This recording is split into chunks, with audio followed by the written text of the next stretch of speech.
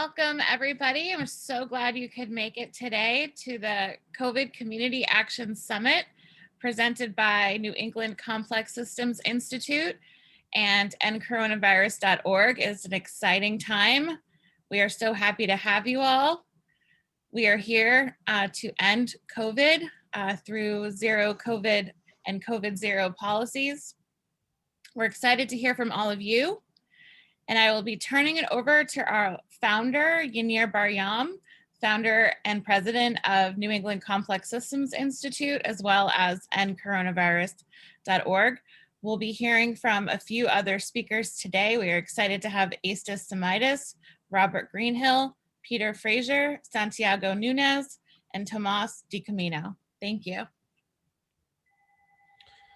So welcome, everybody. It's unfortunate that we have to have this conference. It would surely have been nicer if it was a retrospective on the pandemic.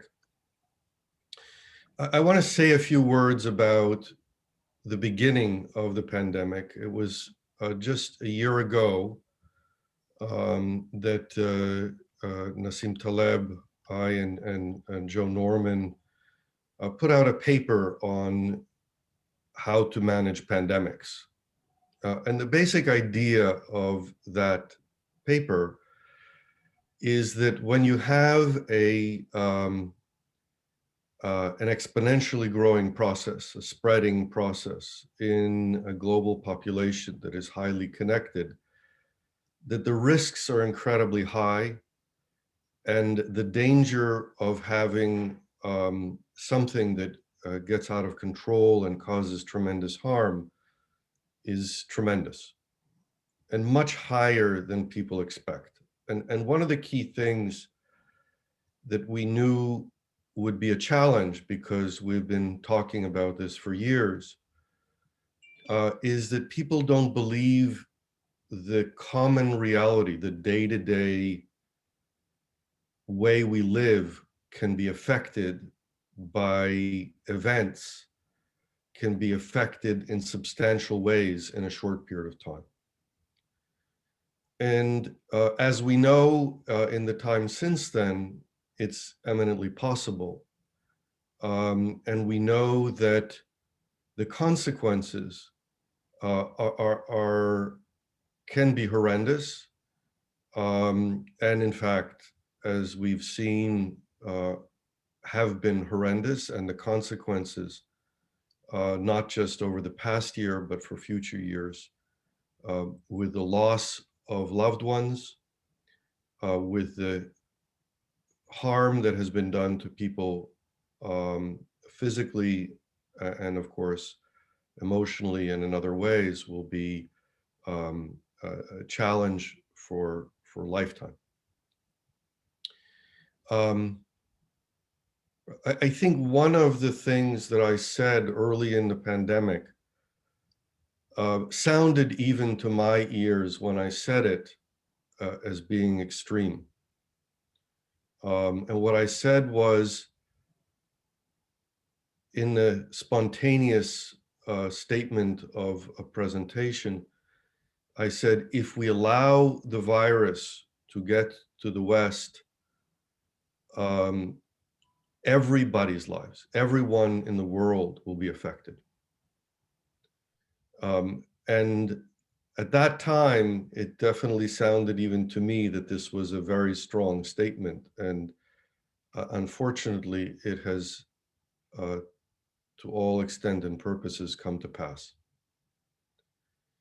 So what was the original message that we had in mind?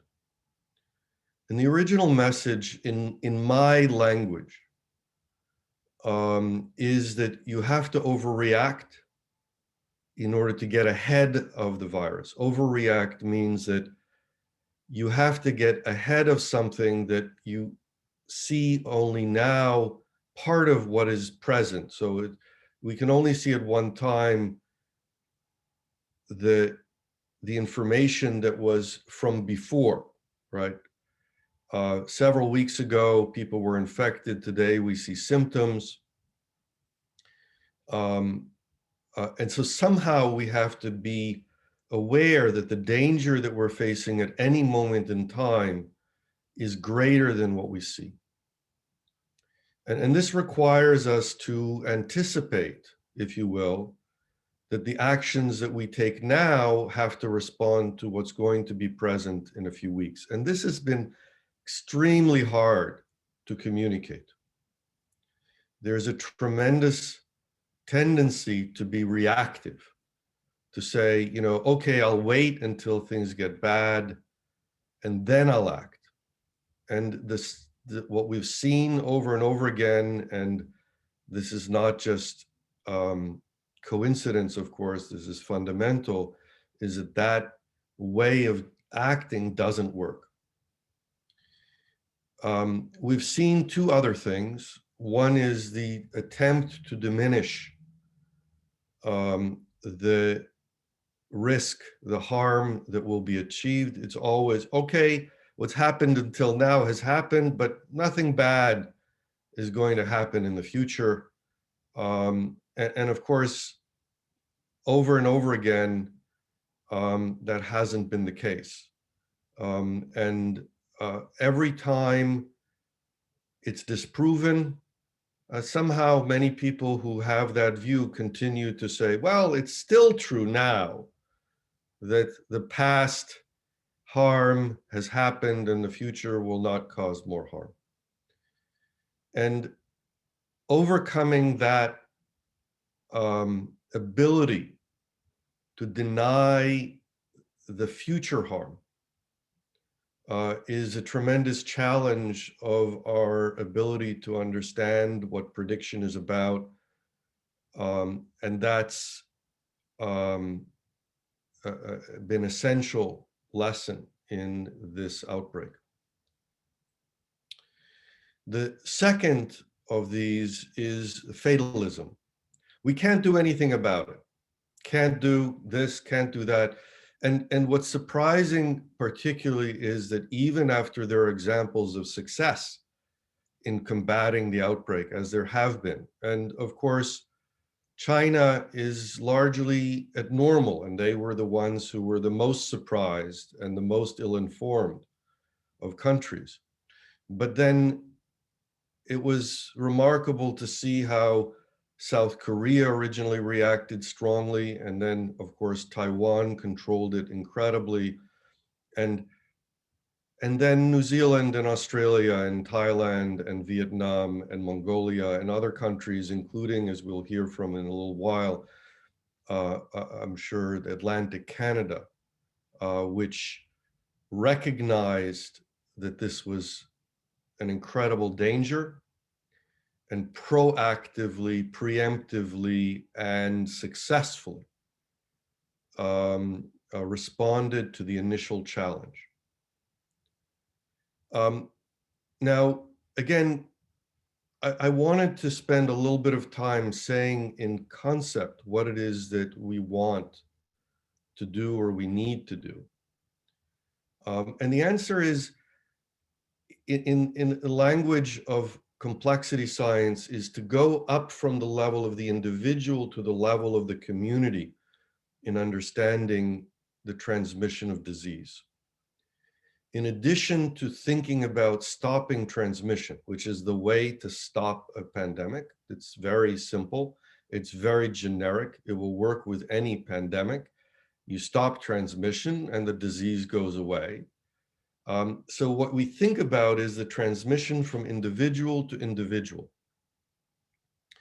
But in a complexity science framework, you also think about the transmission from community to community.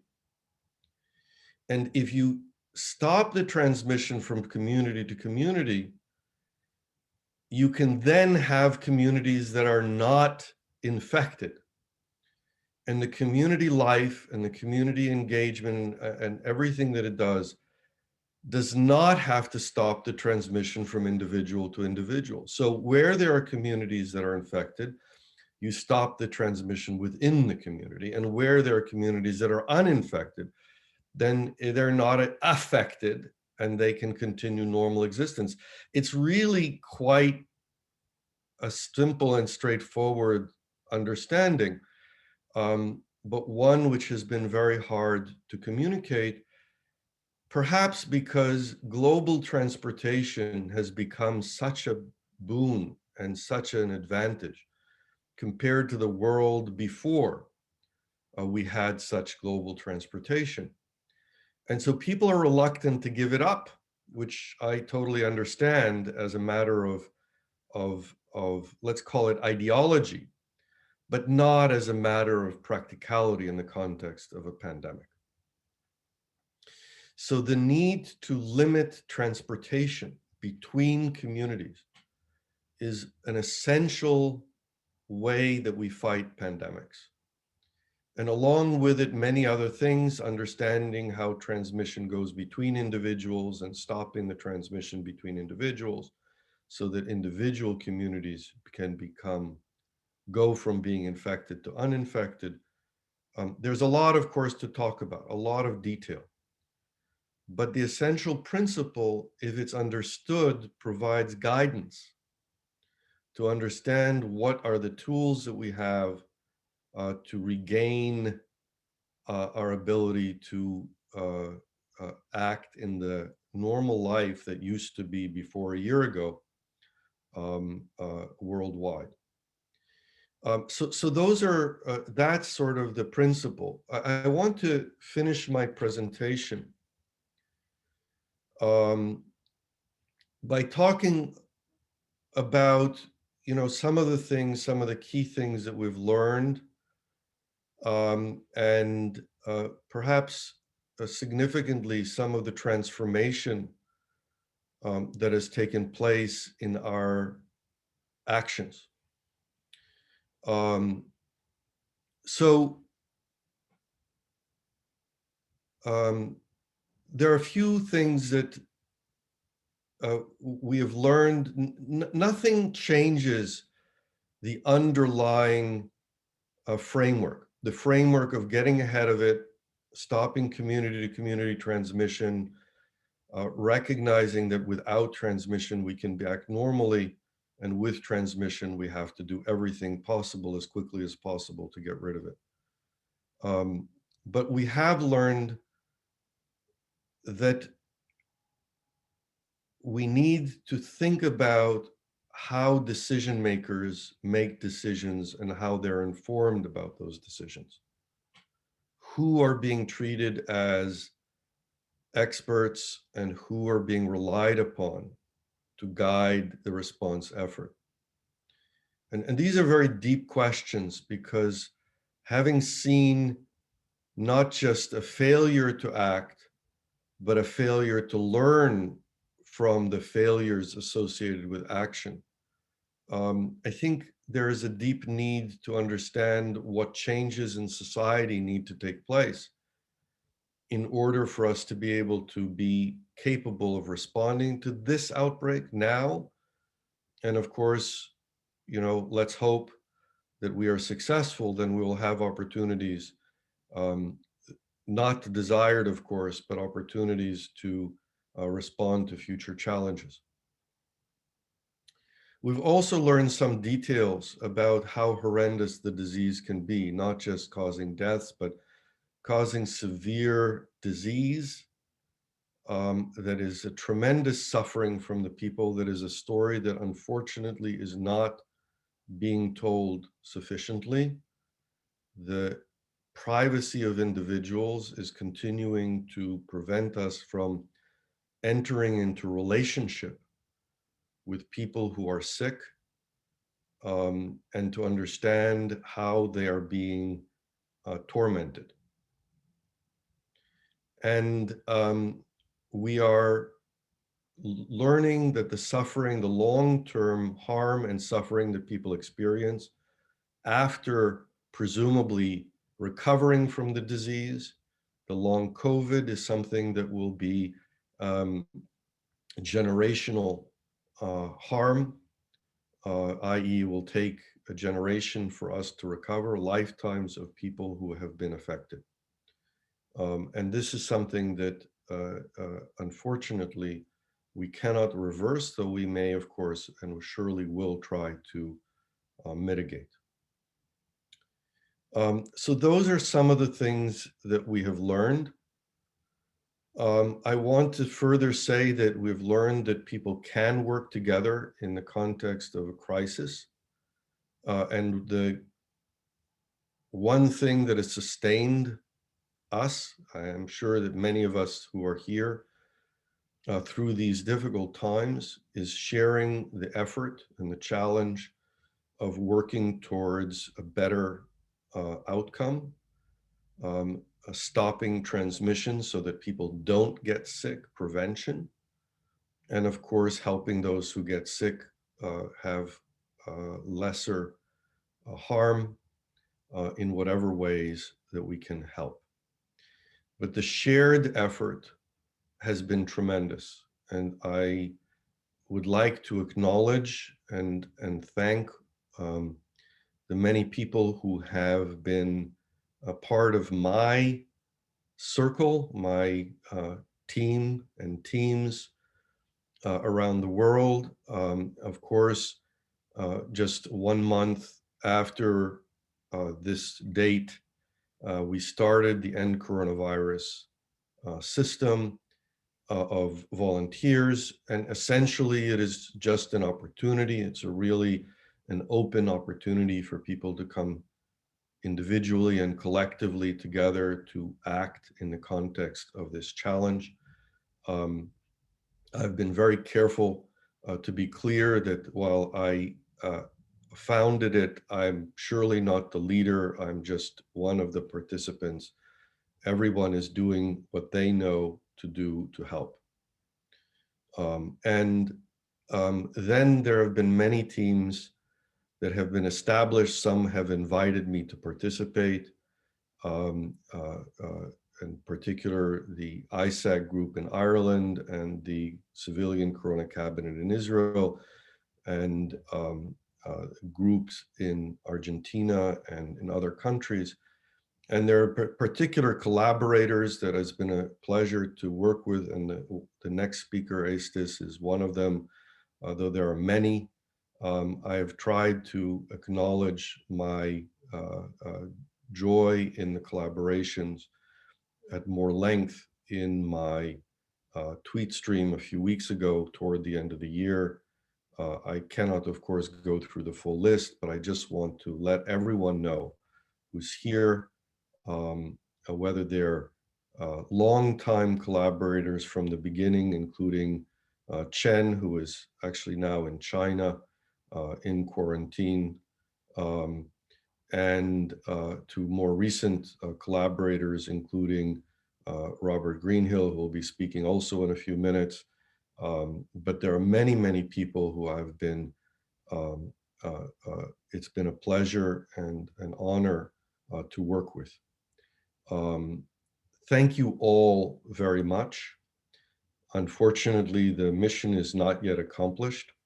We still have what to do.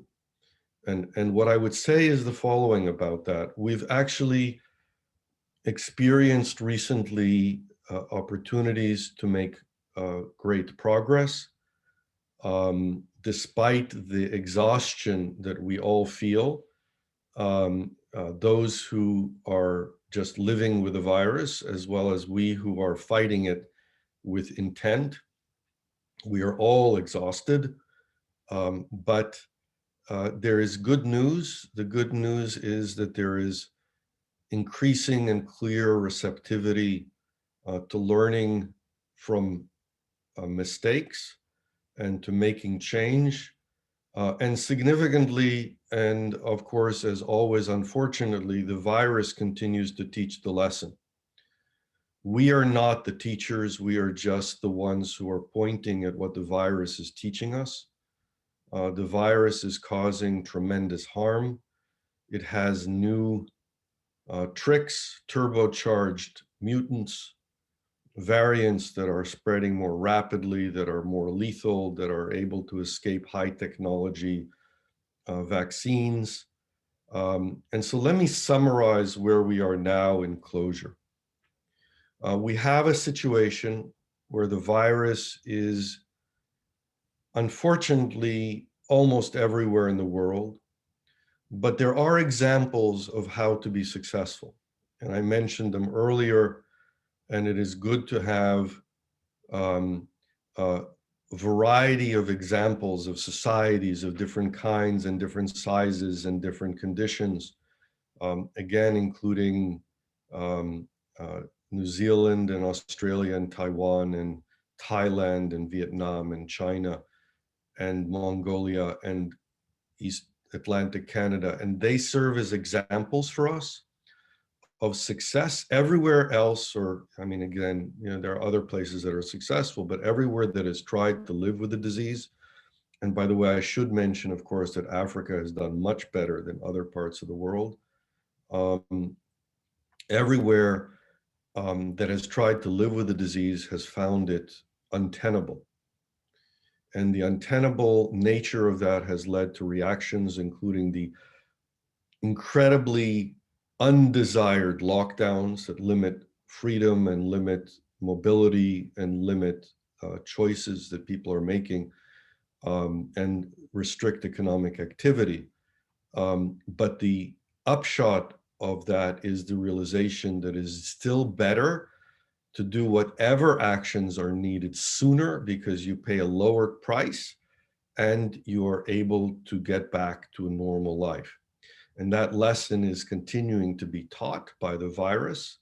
And the lesson is being compounded by the new variants with all of their qualities and the harm that they can cause. And I would just mention that 15 years ago, that was the challenge that I studied. It scared me terribly.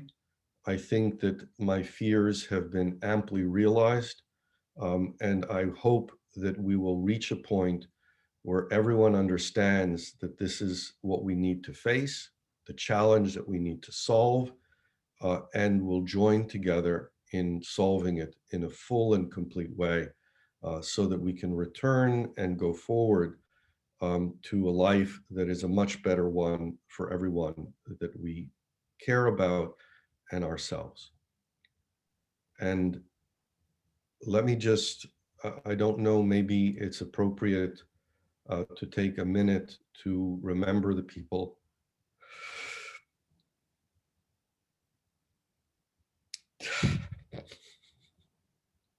who we've lost.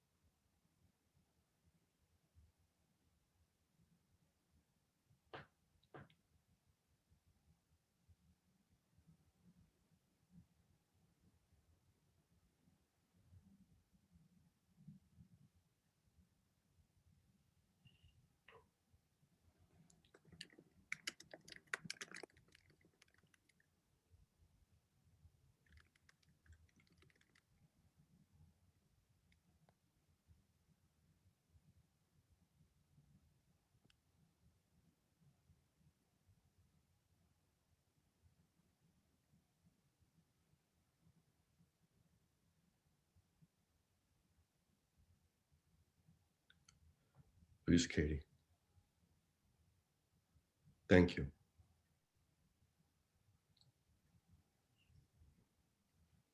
Thank you, Yaneer, for those really moving words and wisdom,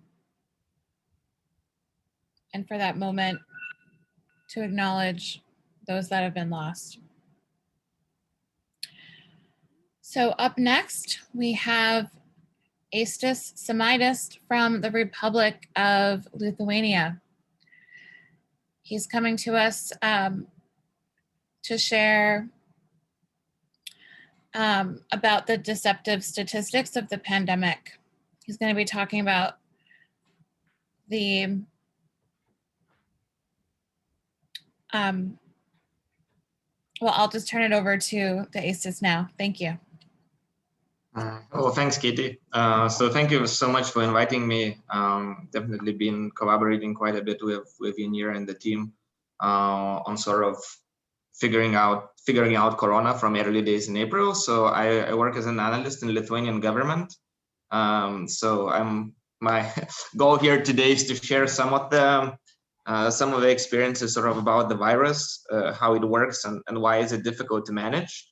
I mean, and also then we can discuss a little bit. You can ask questions about my specific experience here, and why, you know, some form of suppression strategy that aims towards having very low numbers of Corona is like the sensible one.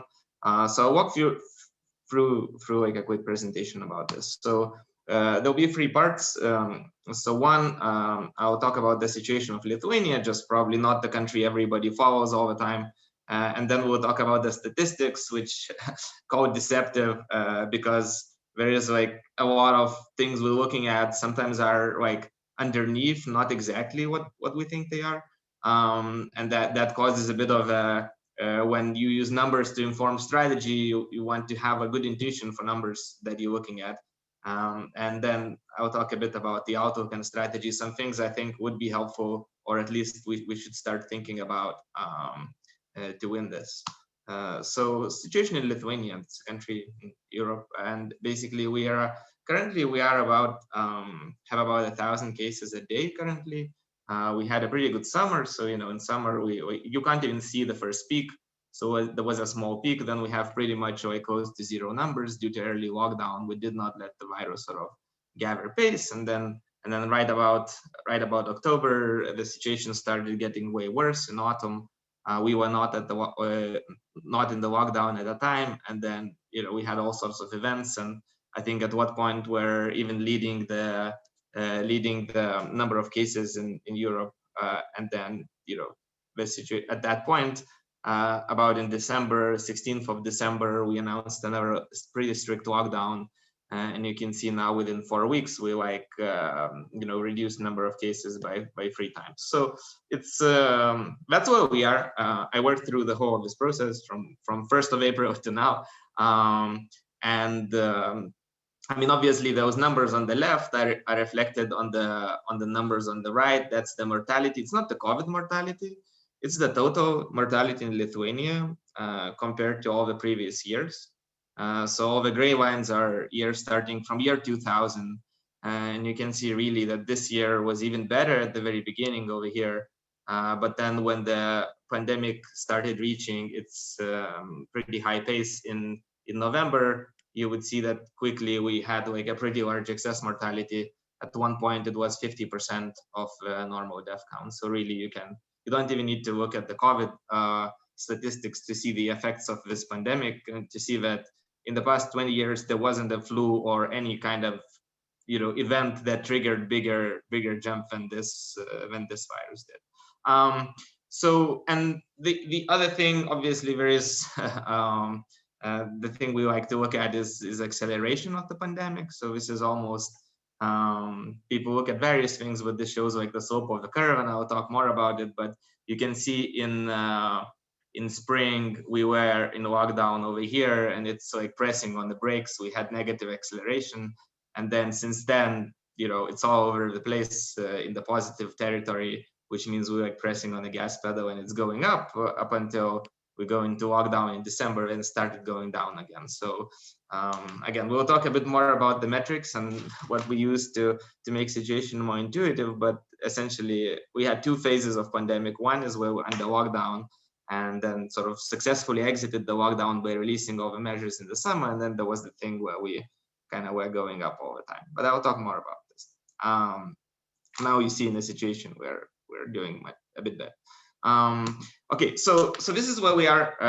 So I have experience both under very low numbers, managing COVID, and managing COVID under very high numbers. So I can talk about that. So a quick recap of what this virus is all about. So one, it's a fast spreading virus with long latent period and even longer incubation. So people talk about incubation period all the time, but there is also the latent period. This is the period from when you get infected to when you get infectious. And obviously there is the dangerous bit in between them where you can infect people without knowing you are sick. Actually with COVID, as you probably all heard about symptomless cases, what symptomless case means is that you have basically undefined or infinite incubation period. It never ends. So because you never really experience symptoms. So it is. So some people actually have a the whole disease period. They are in period of communicability, but they don't have any symptoms. So it's so makes it quite annoying. And then the testing methods are precise, but inaccurate and lagging. I know this may be like a controversial statement, but explain what I mean precise and inaccurate. And then it's virus spreads in sort of clear geographic and social waves. I've seen in the next presentations, people will be talking about the wavy nature of it. I talked about it in spring, in June in my talk, but essentially it goes into this, every region has its own wave of corona, and then they add up in something which is sort of hard to understand and interpret. And all these things added together make it pretty annoying virus. It's not an easy to manage. When you have a relatively long incubation periods, you don't really know where you are until basically after the fact. So how does it manifest itself? Well, let's start with the first one. It's a fast-spreading virus with long latent period. I'll give a concrete example. So, and this is very common. We see this all the time. So we are notified of one positive case of COVID at certain institution X. It's not an outbreak yet. I mean, it's one case, and actually, according to epidemiology standard definition, outbreak is 2 cases or more. So one is considered not an outbreak. 7 days later, we're notified of 50 cases in the same place. So it happened to be not an outbreak, but it's a super spreader event straight away. And it turned out it's a care home. And this type of perceived dynamics is from the point of control. So you're not modeling the virus at the sort of what actually happens. You don't really see infections, and we'll talk about that a little bit. But essentially, from the point of control, you get this sort of dynamic where you get one case, and then a few days later, it's you get 50. And this is one of the recent cases. So over here is a case number 1, 30th of December last year. We test a corona positive person in this specific eldership. They probably got infected somewhere around Christmas time. And then it happens in the place they work. 9 days later, 7 days later, you have 43 people. I mean, total 60 cases or so, most of them older people infected because it was a care home. So there is no way of seeing the incremental growth. It's you see case number 1, and then after a certain time, boom, it blinks. It does not go in sort of smooth ways. It's you get a small blink and then you get a big blink. If you look, sorry for my mathematical analogies, but I'm a scientist. So it's quite interesting how it looks. So this is a pretty small eldership. So you get this. So this person got infected over here and probably got infectious straight after Christmas, came back to work. They were infecting people, infected, I don't know, over here, 70 people. And then the number of infections dropped. So essentially, by the time you know that you have a big super spreader event, it happened 5, 7, 9 days in the past. So really, everything you're seeing with the numbers, it's happened already, not light years ago, it works with astronomy, but it definitely happened a week ago or even 2 weeks ago, and we'll talk more about that. So it is really. You don't see this nice, you can't really see what you're working with. So you really need to be careful with even small signs of the virus are very dangerous. So then the other thing, it spreads with this all or nothing dynamic. So you get one, if somebody gets infected, they will probably, and you learn about it, they probably infected their close circle unless they were already in isolation. So you get this one case, then probably they've already infected someone due to this nature of latent period. And if you look, this was surprising to many people in spring, but now it's not surprising at all. If you look at the number of infections of COVID, most of them happen in the family circles, which means most people, if you get sick, you infect your family. And similar is with any close contact activities. So the other thing, the big learning, and again, principle is one is an outbreak. It's a potential outbreak that you will see in 7 days. And you need to be very paranoid about the non-zero numbers. So because of this property, if you get 5, it could be 5 times 50 in 7 days. So it's really, and even more so with 10 plus numbers. So it really, in the light of exponential functions and functions like we're having here, like, 100 is just as bad as 10 or 1,000 in a few days. So it's really, small numbers have to be kept all the time. So the things we look at in Lithuania, for example, we have things where we track how many municipalities in the country we have, where we have like 0 COVID cases, 0 to 5, 5 to 10. I mean, it's, and you really can see that dynamic changing gets situation worse. So you can see in September, we had about 30, half of the municipalities in Lithuania had 0 COVID cases in the past 7 days. And once that number started going down, you remember in November, the curve started going up very quickly. So it's really, you need to look for these pockets of virus and hold these pockets at a 0. They seem to be essential to keep virus under control, even if it means you don't really have 0 forever, but you want to kind of be going to the direction of 0 and not crossing numbers in Lithuania, at least in our capacity. You don't want to have, once you get above 10, 15 cases per like geographic unit, it becomes difficult to control. And then the other thing that's quite mathematical, but people sometimes forget this, like R is not a number. It's a random variable. So it's not like R is the average, the observed R is some average of a random variable. What it means in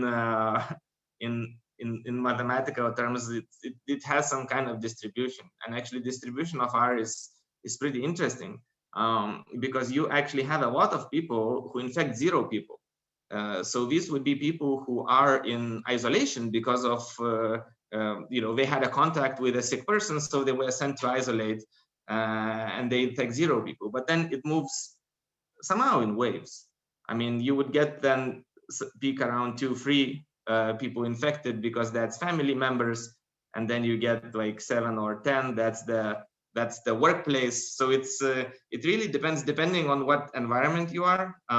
Your R would be very different of the first infected person. Then of course, when outbreak happens, everybody gets isolated and they get 0. They don't infect anybody. But then, this average R is not a very intuitive metric because of the distribution of it is very, as people probably in complex systems community or mathematics would say, pretty fat-tailed. So, I mean, sorry for mathematical detour, but what it really means, it means very little. You need to look at absolute numbers, and you want to have absolute numbers low in order to have virus under control.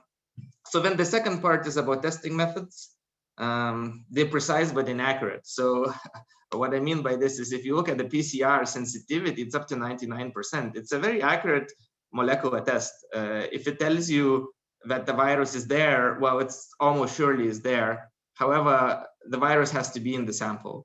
And that's where the inaccurate part comes in, because there are various studies, but it really varies depending on where you are in the disease cycle. The PCR accuracy changes.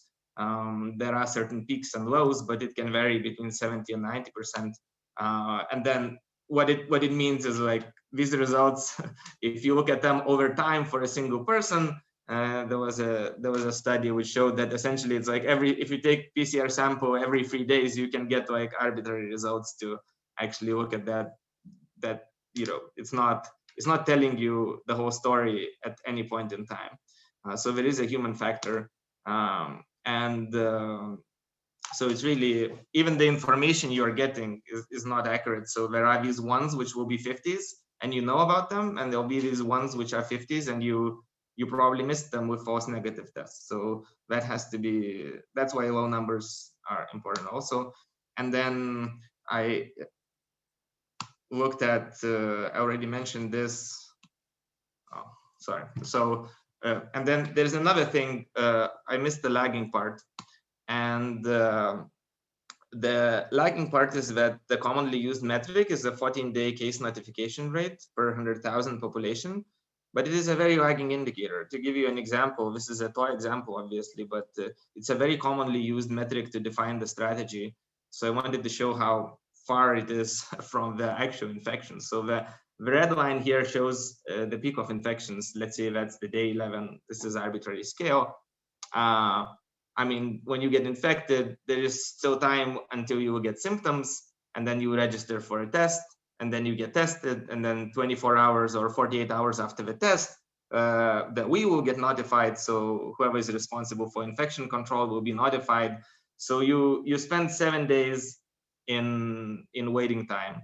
And then if you start using this 14-day symmetric, which is a 14-day average number, that adds another, until you see the peak there, that adds another 7 to 10 days.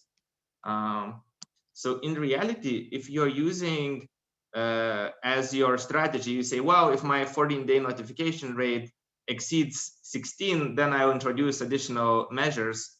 Well, when you see 16, you already about 2 weeks behind your infection curve. So almost surely you will get another 2 to 3 weeks of exponential growth after you reacted. So that means that needs to be accounted for when setting strategy based on those metrics. I mean, it's actually quite okay going down because then you lag to the positive side. But when infections are going up, it's a very bad metric to react to introducing additional measures and things like that. And even to assess the situation, you end up with a 3-week delay in assessment of your situation. So what we recently started using is this metric called acceleration.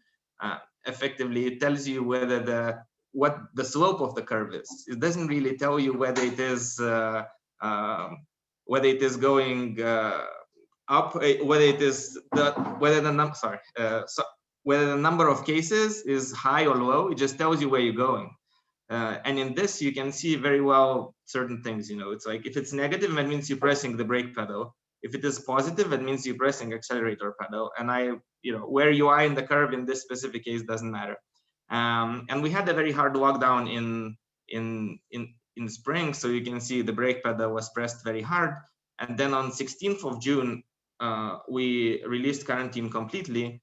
And you can see in 2 weeks' time, after essentially the maximum incubation period of Corona, we had very low number of cases, but the acceleration was always positive. So we were going up very, very fast. And then in August, we introduced some measures, additional measures. We canceled events and we mandated masks again. And you can see that acceleration dipped to negative for a little bit, but then schools opened September 1st. And then, there's all sorts of events happened, but we were up until we reached another lockdown over here. So it's really way more sensitive metric. You can, instead of looking at the total number, absolute number, or some lagging 14-day indicator, you look at the slope of your curve. And if you're going up, that's pretty certain you will be going up for a while. And if you're going down, that's good. You will probably be going down for a while. So way more useful than these sort of lagging indicators. So just to quickly summarize this part, so PCR is very sensitive, but only as virus is in the sample, and often it's not. 14-day notification is a lagging indicator, and it's good when numbers are decreasing, so you kind of biasing upwards. But when numbers going up, you have an indicator which is lagging and biased downwards, and that's very bad for strategy. And we use acceleration as a useful metric to look at the direction of pandemic. It's also more intuitive at other things like R, and and you can classify geographies according to it. So you can say, well, now I want to look at all the how many regions of my country are cases going up or going down, and how many are positivity rate is going up and down. And you can do sort of a dynamical meta-analysis with this. And here you see also very clear effects when the situation is getting worse, which you do not feel if you look at the absolute numbers. Okay, so then the last part I won't cover in detail, but Yaneer also mentioned this geographic synchronization and how you need to look at the units as a different geographic locations and not just people. So if we use that metric of acceleration to look at different regions, so here we have Vilnius city and Vilnius suburbs. You can see they are very well asynchronized when the numbers are low and synchronized when numbers are high, which is what you expect to see if they're like very interrelated. So over here in spring, you see that you get a wave a positive wave in Vilnius, and then afterwards it decreases, and then you get reverse in the other cities. So it shows how one region is infecting another. And now when, of course, there is no, when you get numbers get high, you don't have that asynchronous, instead you get synchronization. So you bring virus from one region to another, and the same in another city. So it is really the geographic, you can see the geographic relations between different parts of the country. Okay, so this is a set of dynamics of corona and properties, which make it quite difficult to work with. And really, it's when you get, but what can we do about it? Why we think we can still like tackle it? So my view is like that the long-term solution will be some form of social immunity to keep green zones green without borders. In Europe, it's a very tricky question when considering the zero COVID or no COVID or or whatever you want to call it strategy, because closing borders is a very important thing. But I think it is possible to keep numbers low without borders also, because there are a lot of things that have not been exhausted yet. Like one, obviously, we know is vaccines are coming in, and then there are this sort of group vaccination tactics, but when vaccine will probably not be 100% effective, and immunity it won't be protecting you forever. So once immunity expires, there are also more known vaccination tactics that could be used and not currently being used that much, at least in Europe, like ring vaccinations, where you kind of go to areas where there is a lot of virus and vaccinate everybody again. And then there is a bunch of unexhausted testing methods. So saliva methods haven't been used that much in practice, but things like theoretical experiment, if everybody was sending their saliva sample twice a week in a laboratory to test and isolate if positive, would definitely keep the R less than 1. There are things we are actually working in Lithuania to pilot, which seem pretty promising. So this would be surface or like forensic PCR. So we essentially test the surfaces in the buildings instead of testing people. And they seem to correlate very well with people who are either symptomless corona or with symptoms, or they recently had it. So they leave traces of the virus everywhere on the surfaces, on keyboards, on door handles. So if you are at very low numbers, you could use that as an indicator to check whether corona is in the building or not. And then there is the thing that we seem to have forgotten. I mean, I often ask, how many times have you been diagnosed flu with PCR test? And the answer is often like never. But for some reason, for corona, we really want to have molecular tests to confirm diagnosis, even when we are like in the pandemic and it's a dominant disease. So to give you an example, in Lithuania, at the peak in December, if you came to test for symptoms of like, what perceived to be corona, but actually any cold, 50% you would test positive for corona. I mean, that's like a pretty good test for establishing it, and very low technology. If you have symptoms, well, you probably are having corona at this level of the numbers. Now it's like 1 in 3. But still, these methods have not been exhausted.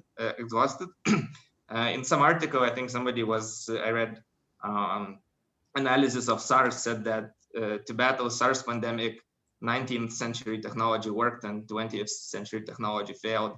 So we really need to think of more low-key methods to manage the virus as well. But there are some things like this which are pretty high-tech and can definitely be applied in more expansive fashion. Okay, so just a quick summary. I don't want to repeat myself too much, but what we've learned as a principles for the virus, it's a fast spreading with long latent period, and essentially all or nothing dynamics, and one is an outbreak, are 2 principles which are definitely worth remembering. Then for testing methods, be careful if what tests tell you, and know the inaccuracies of them. But 14-day notification is very lagging, and we need to think about new metrics of measuring the progress of the disease.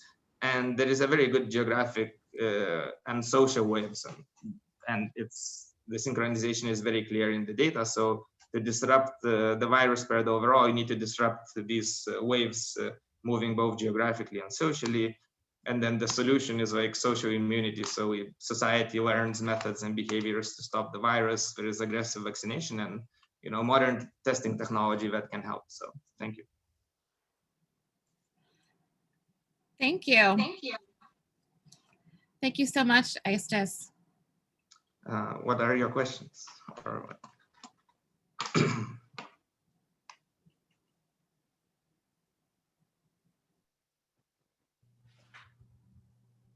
Who has questions? There was some conversation in the chat.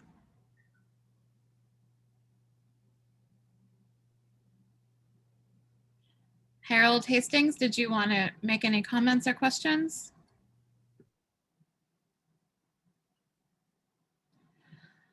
All right, well, perhaps we'll have questions at the end of this session. There's a question. Someone is asking, how do we calculate the acceleration?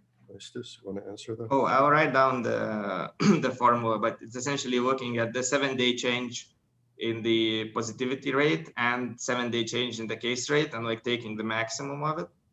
It's very simple, but you need to take both into account to, so I will answer this in the chat.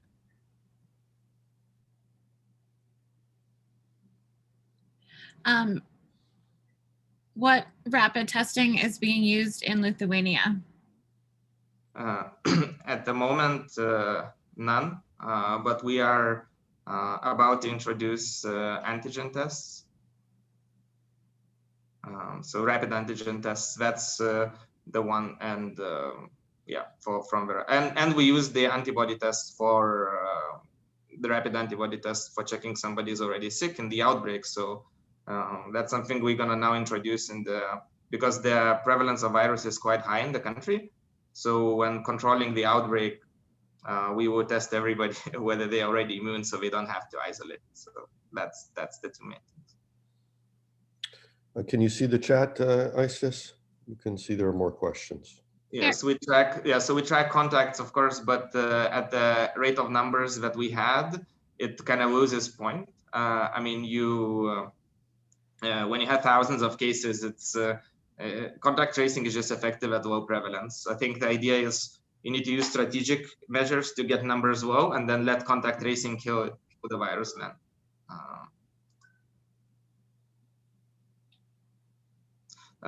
So about the school, so I'll answer that because it's a very good question actually. How do you convince schools to use rapid COVID testing?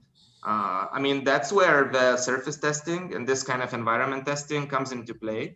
That's what we're not using it actively, but we're piloting it because we think if you have testing which does not actually test people, especially with kids, that could be pretty promising. Okay, there's a lot of questions. I think I'll have to start answering in the chat. Yeah. Thank you so much. We can continue those questions on our Slack. There is a link in the chat to join our special Slack for this summit. Next up, we are excited to announce Robert Greenhill from Global Canada. He will be talking about the COVID Strategic Choices Group and how they try to accomplish this in Canada with the Canadian Shield COVID strategy.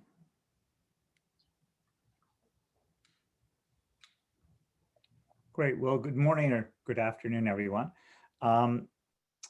First of all, I'd just like to thank Yaneer and everyone here for organizing this. One of the really important things about COVID is that we're able to in real time share best practices and in a sense, energize and inspire one another on what we need to be doing.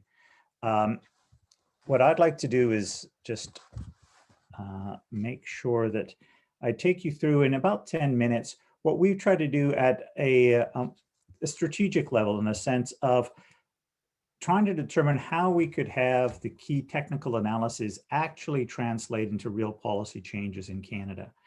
And you just start with, the interesting thing about Canada, it's probably the only G7 country that really has had within its borders two very distinct COVID strategies. You'll see there, this is from December, Sweden, Germany, and Canada as a whole. But actually, if you look to the bottom of it, and this is cases per million, Atlantic and Northern Canada, which represent about 45% of our territory, 7% of our population, actually have performance that's close to Taiwan, Australia, New Zealand. So we've called these a Tanzank jurisdictions. And they had early on basically fallen into the same successes that Australia had in the spring. And like Australia, they chose to actually push towards a zero or a near zero COVID strategy rather than a mitigation strategy. And it turned out to be very robust. And our basic message was, we have two strategies in Canada. One is working, one's not. Why don't we adopt the one that's working? And that basically was kind of our position. The issue of how to do that and how to communicate that was then articulated in something we call building the Canadian shield. And those are actually 14 different shields representing the 10 provinces in Canada, the 3 northern territories, and of course our central government. And interestingly, in Canada today, the 4 Atlantic provinces and 3 territories, so 7 out of the 14, had this near zero COVID strategy. The other 6 provinces plus the federal government had this mitigation approach. And what we were suggesting is, let's all push for a near zero strategy. We had it laid out as a shield, or essentially a shield wall, because really to accomplish it, it could be accomplished at the provincial or even sub-provincial level, as Yaneer and his colleagues have laid out so articulately. You can actually deal with this sort of sub-geography by sub-geography, and then as you succeed, you can link these up together, which is what they did in Atlantic Canada. The 4 Atlantic provinces each independently succeeded over the summer, and then they came together in what they called the Atlantic bubble, but what we really considered an Atlantic shield, to provide an ability to cut across their provincial borders and to share the advantages of shared success. The 3 elements that we laid out in this strategy were, and this was came out on December 31st. So when Canada was actually in a difficult situation with a number of our provinces having our hospital beds and ICUs close to being overwhelmed. So the first step was, we need to actually have a lockdown in those provinces in order to reduce cases to a level where testing, tracing, isolation, and support would be effective again. The second step was then, as we came out of those lockdowns, and Canada's now in a position to start considering that now in many of these provinces, that we commit explicitly to a sustained weekly reduction in cases. And we really argued for looking for a reproductive rate of 0.85 to 0.9, which really we translated to 17 to 23% weekly reduction in cases. So say about 20%, something that the population and the public and politicians could get their head around. And the view was, you're either winning or you're losing with COVID. There's no such thing as a stable equilibrium. So if the cases are going down, you're winning. If cases are going up, you're losing. And as the prior presenter showed, by the time you realize you're losing, you're probably really losing. And the argument was very simple at this point. We should just keep on winning right through the spring and into the summer, when widespread vaccination will help us get to a new space. So that was the second element. You know, coming out of the lockdown, keep cases going down. The third was to ensure that we're not only protecting or shielding Canadians from COVID, but also from the implications of COVID. So we're arguing very strongly for enhanced sick leave, for support for the most affected communities, for active support for individuals who might need more help with isolating, particularly if they're in crowded households, and more active support for the affected businesses. And so that really was the element of the shield, is shielding Canadians from COVID and from the unintended consequences of the fight against COVID. So those are the kind of approaches we used. I wanted to kind of lay out sort of 3 principles there, which were kind of linking, bridging, and links, bridges, and transmission belts. And really what we tried to do is link different views from different disciplines. So they have the epidemiology then linked with what economists were doing. So we could actually have analyses and language that actually resonated with various different groups. So we not only laid out the arguments for this, but we showed that in Canada, using a Canadian Shield approach would probably save 5,000 lives, 300,000 jobs, and over $40 billion of economic value in 2021, compared with the ongoing mitigation approach. So we tried to link these analyses together. We also tried very much to bridge with different communities, to not being overtly critical of political leaders, even if some people were very frustrated by what had happened or not had happened, because we realized it's not useful doing that. What we really need to do is find ways to bring people together at a time when tempers are frayed and goodwill is diminishing. So we really tried to have a bridging approach. And then we tried to have this transmission belt between these great analyses and the decisions that needed to be made by these often overwhelmed political leaders and public health authorities by providing ways of communicating these through clear facts, through public commentary, to ensure that these didn't just stay within a small group. And I want to apply that to kind of a real ongoing challenge right now, which was mentioned of the variants of concern. So what we've tried to do with the variants of concern over the last 3 weeks is basically answer 3 key questions for decision makers, which is, why should I care given all the other challenges? What should I do? And will there be support? So in terms of the, why should I care? This is analysis done by Carolyn Kolodzian out of Simon Fraser University.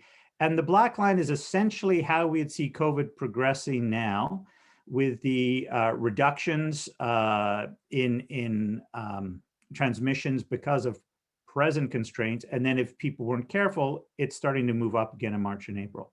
The red line is what happens if 3 cases of B117 are actually successfully entering into each of those 6 key provinces in Canada in late January. And basically the punchline is that failure to prevent or contain this now spells disaster in March.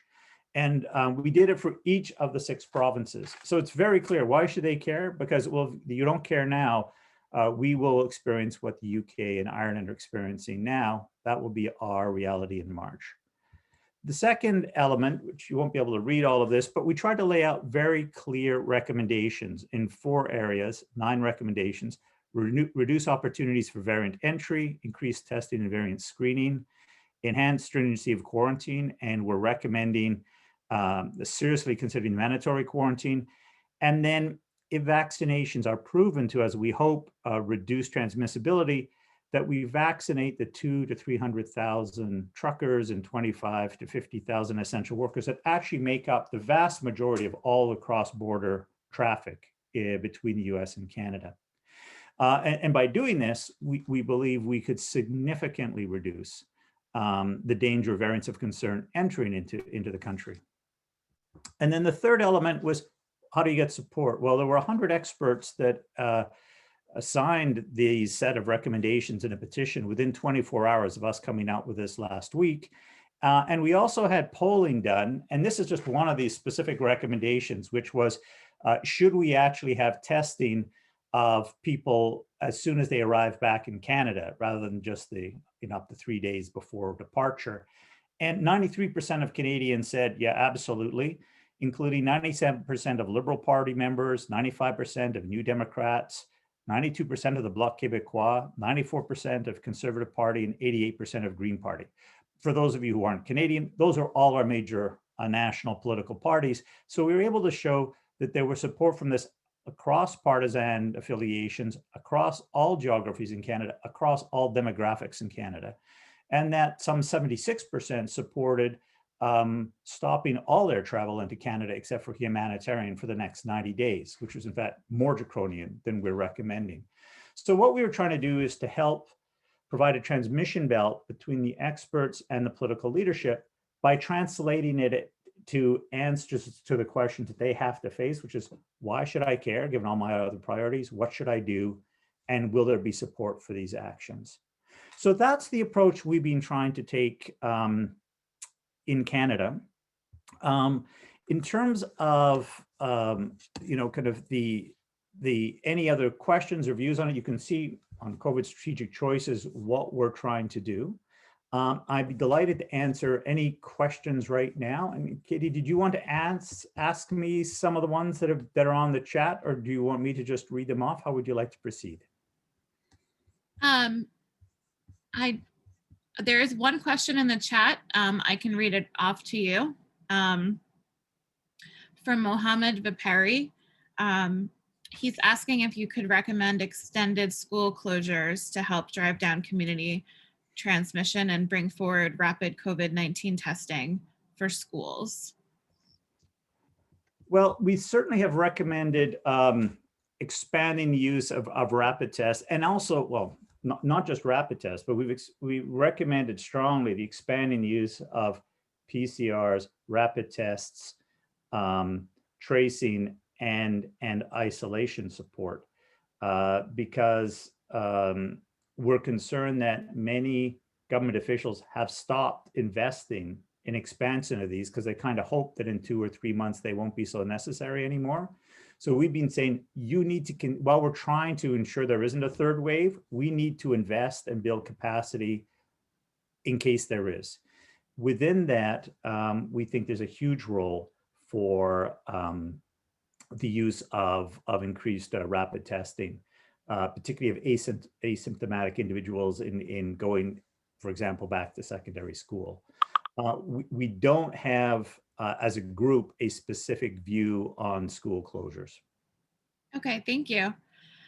I encourage everyone here to please type your questions for Robert in the chat.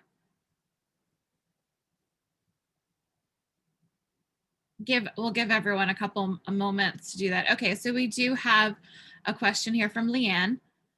Do the truckers want to get vaccinated? Do you know how much percent would do it? That's a great question. And we actually haven't done polling on that. We suspect the vast majority will, because many of these truckers are actually in their 50s and 60s. Many of them are actually, because of the nature of their work,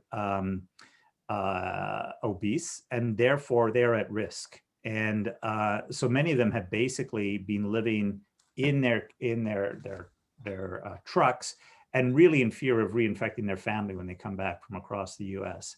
So although we haven't done any polling, I expect that we would get 70% or more absolutely wanting to do this.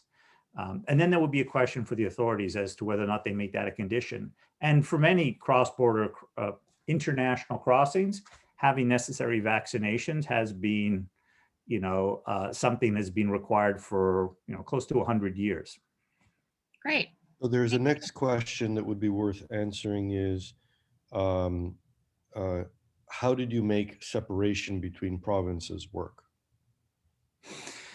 That's a great question. And so actually the provinces basically did it themselves. The Atlantic provinces in the early days, when they were having success, basically installed a 14-day quarantine on anybody coming into the province.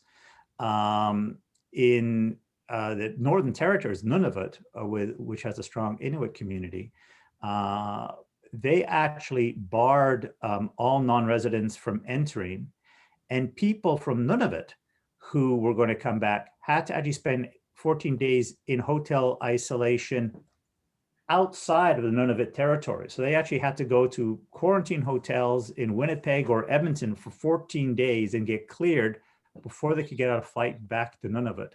So there's actually been some very creative approaches.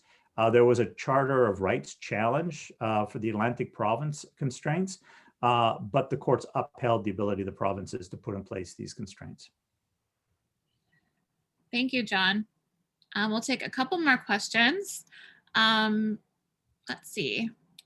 From Gareth Cantor, is there a role for weakly sensitive but highly specific symptom tests, such as olfactory testing at a population level?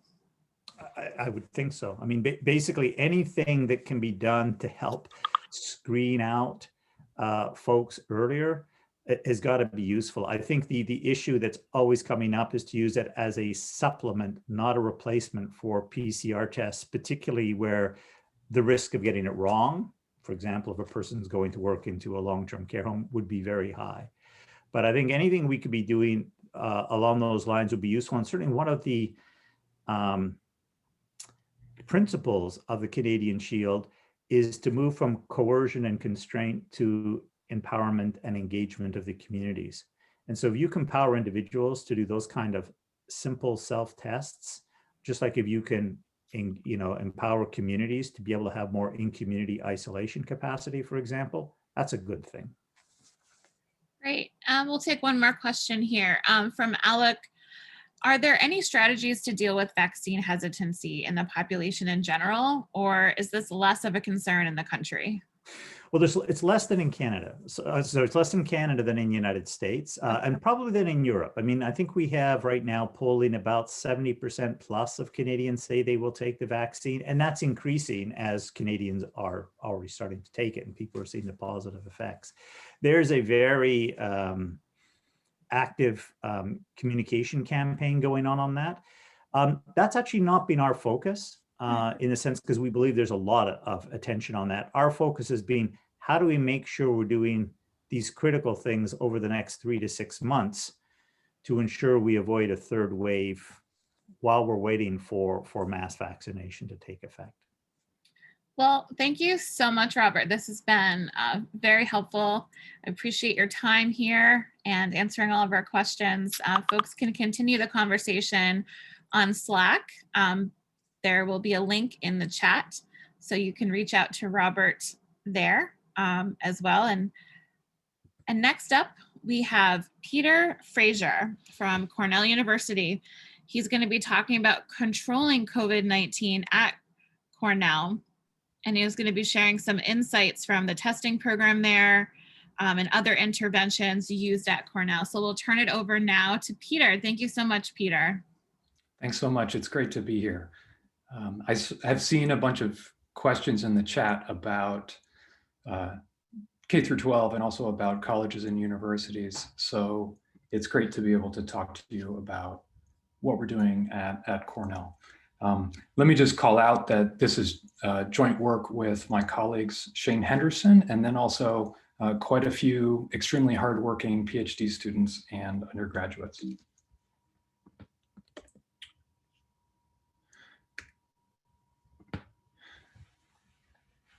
Colleges and universities have had high infection rates, at least in the United States.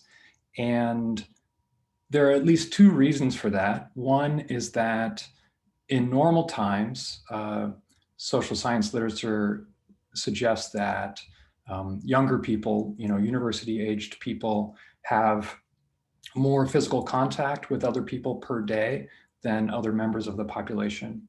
And second, young people tend to have higher asymptomatic rates, which makes it harder to find infections in students in these populations. And so let me just call your attention to kind of the magnitude of the numbers in terms of infection counts at colleges and universities in the United States. This is data collected by the New York Times, where we see, quite a few schools that have more than 1,000 cases. I'm a faculty member in the School of Operations Research at Cornell University. If you're not familiar with it, we are located in Ithaca, New York, which is about a 4-hour drive from New York City. So we are what we call centrally isolated. We're a relatively long way away from large population centers. So what I want to talk to you about is the strategy that we put in place over the summer for the fall semester that we adjusted during that semester in order to control COVID on campus. Like many other schools, we instituted mandatory masks on campus, limits on gathering sizes, reduced classroom density. We also tested students on arrival and tested students with symptoms. And our local health department, in collaboration with the Student Health Services, did aggressive contact tracing. These measures are similar to measures put in place at many other schools. In addition, something unique that I want to highlight in this talk is we do regular asymptomatic screening for all individuals. We test undergraduates twice a week using an interior nares PCR test. We test graduate students once a week, and all employees, staff, and faculty are tested either twice a week, once a week, or once every 2 weeks, depending on how frequently they're on campus. And I'll show you numbers in a moment. This program has been a really effective measure for keeping prevalence low on campus, and was a really important part of our decision to reopen. We brought back more than 80% of students for residential instruction. We invited everyone back, but there were students who were unable to travel due to travel restrictions. Other elements of our strategy that I'll just mention briefly, in addition to traditional contact tracing, where someone who's identified as a close contact would be identified and asked to be in mandatory quarantine, we additionally test those individuals that are close contacts, and we do something called adaptive testing, where let's say that a student lives in a sorority house and that student tests positive, then we would test all of the members of that sorority, both those who live in the house and who are affiliated with that organization, with the same interior and areas PCR test, but we wouldn't ask them to quarantine. We also have something called a behavioral compact, which students are required to sign as a condition for doing in-person instruction that requires them to comply with mandatory testing and with masking, limits on social gathering size. Our position in New York State limits student travel to keeps them on campus where things are safe, and minimizes the number of infections that are imported from the outside. And then the other thing I want to highlight in this talk is how we supported both the decision to reopen and the design of these interventions, in particular the frequency of asymptomatic screening and how it was targeted to different populations on campus through the use of mathematical modeling. And I want to highlight both what mathematical modeling I think was useful in supporting us to do, and also the limitations in terms of inherent uncertainties that we have when we make projections. So a little bit more about our asymptomatic screening program. So the sample, this is a picture of our sampling site. Sampling is done using interior nares with the frequencies that I called out before.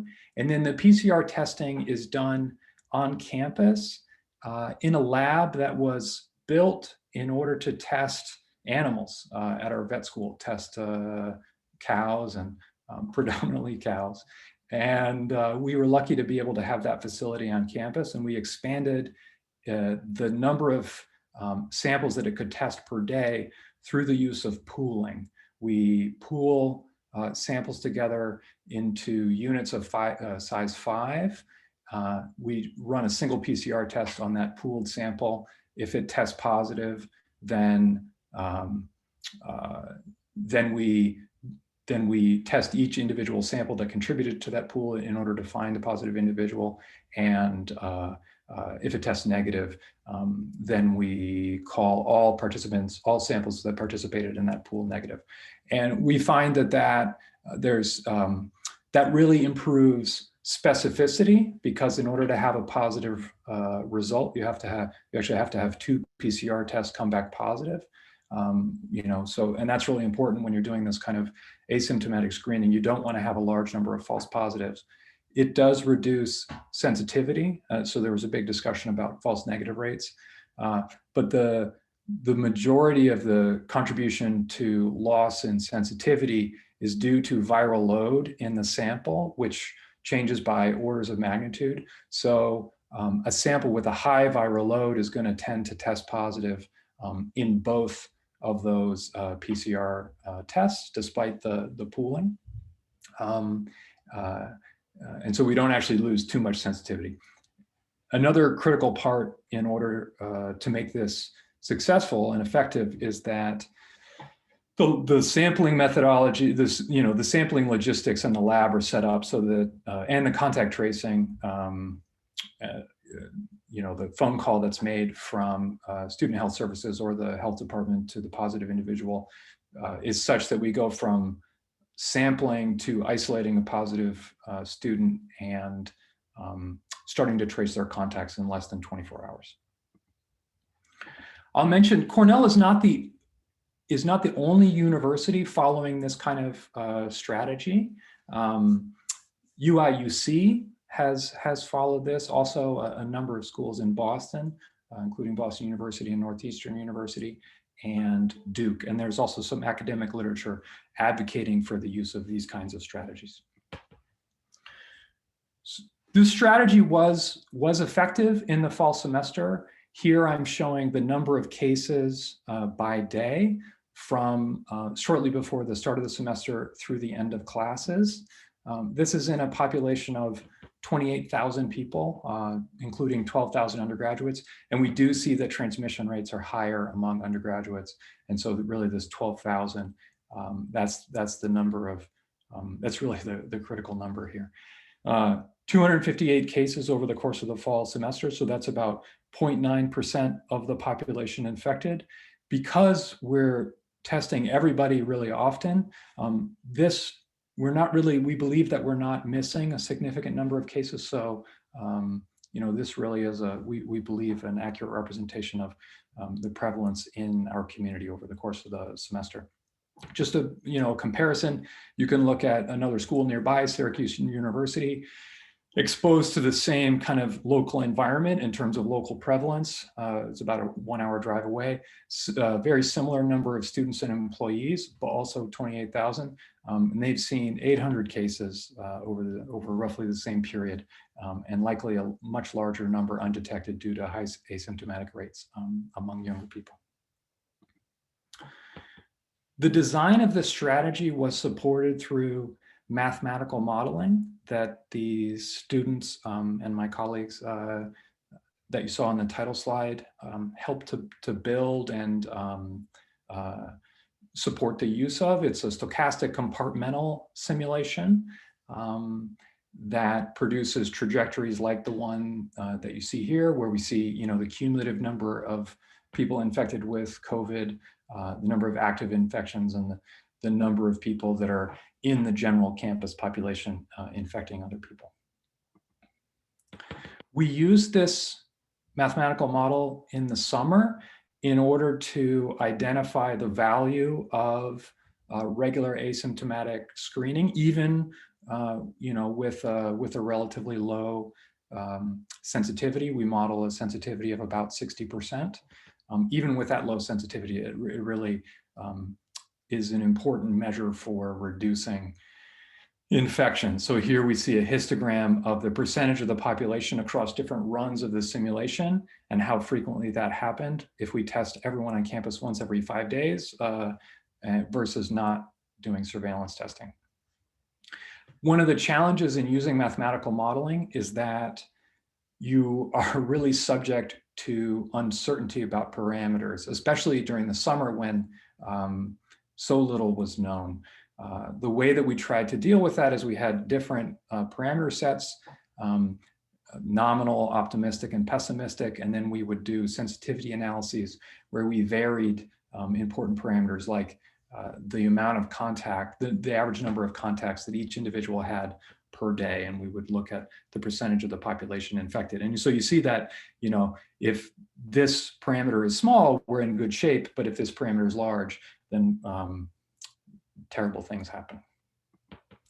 So through the use of this kind of sensitivity analysis, we found that testing was likely to be able to provide a safe on-campus environment for a large range of the most critical parameters. What you see here is as expected contacts per day rises, this is a contour plot of the cumulative number of infections in the population. You see that number rises, but as you test more of the population per day, you're able to push in the opposite direction and keep infections low. So based on that analysis and based on, in addition, an analysis of what might happen if we didn't open for residential instruction, that analysis thought about the fact that a large number of students seemed likely to return to Ithaca, New York, in order to do virtual instruction, even if we didn't open for classes. And the administration felt that if we didn't open for residential instruction, then their ability to enforce mandatory testing would be reduced. And that created the possibility that actually the number of infections on campus would be much larger if we didn't open than if we did. And so that was a big part of the reason why the administration decided to reopen. Here, this is an article in the Wall Street Journal written by our provost, Mike Kotlikoff, and our president, Martha Pollack, kind of articulating that. We also use this kind of mathematical modeling in order to determine the allocation of test frequency across groups on campus, thinking about likely transmission from group to group and the total capacity of testing that we'd be able to do per day. And then we also ran analyses in order to convince the people that would have to work really hard in order to implement this adaptive testing methodology that I described, where additional testing is done beyond what the health department would mandate in terms of close contacts. There actually have been fewer infections than we predicted, largely because we were, there was a lot of fear, and every time we tried, every time we faced uncertainty about a parameter, I think our tendency was to be a bit conservative. And also, during the semester, we continued to improve our interventions in order to, just try to keep infections low. So the effectiveness of our interventions towards the middle and the end of the semester was likely higher than it was at the beginning. So this is from August 16th until December 10th. And these are the total infections that we thought would happen under the three different scenarios. Let me just close by calling out a couple of keys that we found were really important for controlling infections at Cornell. I talked about the importance of twice weekly asymptomatic screening for undergraduates. We're actually going to be elevating that to 3 times weekly for some undergraduate groups in the spring. That was enabled by pooled testing. Also, it was really important that we kept case counts low enough so that we could give each case individual attention, both in terms of contact tracing and in terms of thinking about whether there was anything systemic that we could have done policy-wise or communication-wise in order to keep those kinds of cases from happening in the future. Student and Campus Life did an excellent job creating communication strategies and enforcement mechanisms that convince students to buy in to limits on gathering size and masking. We had really great collaboration with local health departments and also our local health system. Something that might not come to mind, but in a university population, it's really important to have lots of housing for quarantine and isolation so that you can take students out of a high density housing, in a dorm or even in medium density housing where they have roommates, take them out of that and move them into university managed housing where they can do their quarantine and isolation. We continue to learn from the data that we collected from surveillance and from our experiences during the semester. And finally, science, the scientific literature, and also science done in real time by researchers at Cornell, and also by data and modeling. These were really important for helping to inform decisions. So yeah, let me just thank everyone, and let's see if folks have any questions. Great, thanks, Peter. Yeah, there's quite a few questions we have here in the chat. Just scrolling back up. We have one from Yaneer. Compared to Syracuse University, you have 1/3 the number of cases. What could you have done to reduce the cases further? And is there a model for not having cases at all? Yeah, so something that in retrospect, there are 2 things in retrospect that I wish that we had done that we are doing for the spring. The first is you saw a bump in case counts early on in the semester. That was because students arrived, semester started September 2nd. Students started arriving en masse August 15th, let's say. And we did arrival testing, we did some surveillance testing, but our lab was not yet set up to do surveillance testing at scale. And also our processes and communication and enforcement was not fully ramped up. So there was a period of roughly a week and a half, where a cluster spread in a particular university population, and then we discovered it when we started doing surveillance testing. So if we had had things, you know, buttoned up all the way from August 1, which was impossible, but if we had been able to somehow do it, then I think you would have seen maybe 75 fewer cases. In addition, the undergraduate population is heterogeneous in terms of how much contact they have with other individuals. We've learned that through the course of the semester in our surveillance testing. Individuals that have more contact, in order to keep them safe and keep the campus population safe, we should be testing them just a little bit more often. So that's an additional thing that we're doing. I think if we had done those two things, we probably could have cut cases in half, let's say. We wouldn't have been able, and then the third thing that we're doing is we're more strongly discouraging travel. Travel outside the campus population is dangerous, and we don't recommend it. So yeah, if we had done all those things, I'm not sure if we would have gotten to 0, but we, you know, cases would have been pretty low. Great, thanks. Let's see. Would you like to take another question from the chat? Santiago Nunez says, can you talk about the systems of incentives that the students were presented with in order to sustain mask use and routine testing? Yeah. To be honest, this is a bit mysterious to me.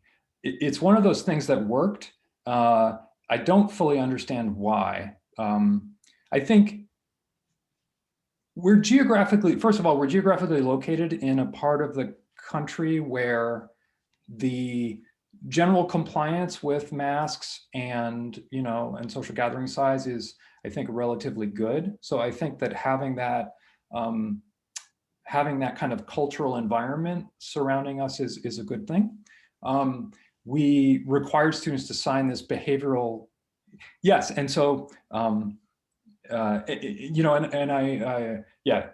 we required students to sign this behavioral compact, which, you know, even if we didn't enforce it, it gave us, you know, as frequently as you know, a student might fear. I think the fact that we had the ability, you know, through a legal contract to bring penalties against students that didn't comply with mandatory testing, with masking, with gathering size, helped to create the environment where students wanted to comply.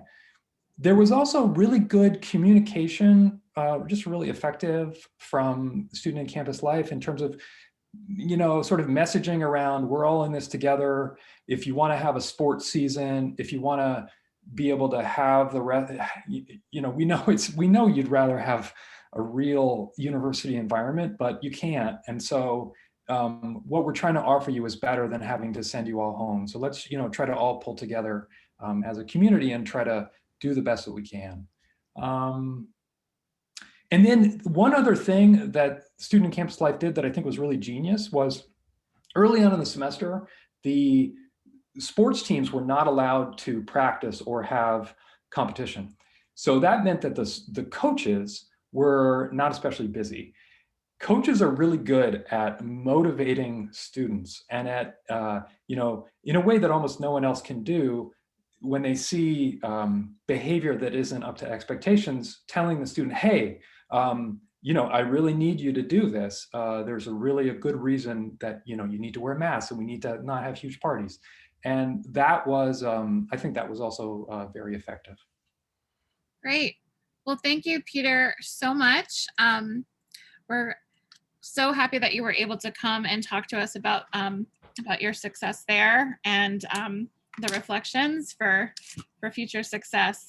So up next, we have Santiago, Nunez, and Tomas de Camino from Costa Rica.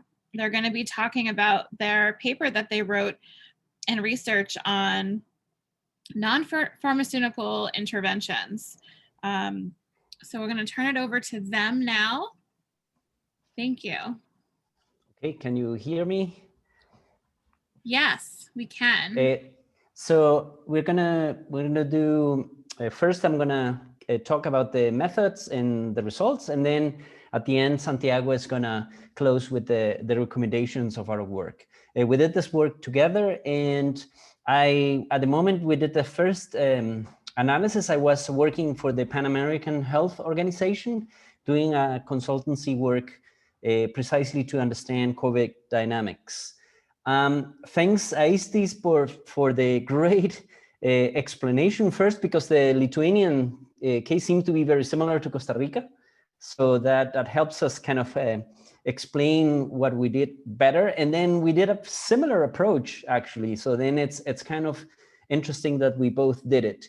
The other thing I would say, apart from the introduction that we got, was very good, that this is more than just a health problem or just a dynamical system problem. This is a control problem.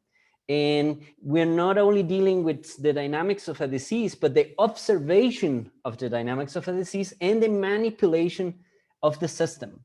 So then that makes it really, really hard. So this is kind of kind of puts it in perspective, because we have real infected people, but we're actually, what we're counting is the actual based on a test. So we observed, we have some observed information about the infected, but it's not the real number of infected. We have to take that into account. So that's why we use mathematical models, statistical models, computational models to try to understand and try to infer back to that real population. And then we have to, apart from that, we need decision models that are different as well. So that's why it makes it so complex. And then on top of that, you add the control system is actually the government and the society, right? Those are the ones that actually control. And then you have to impose measures on society.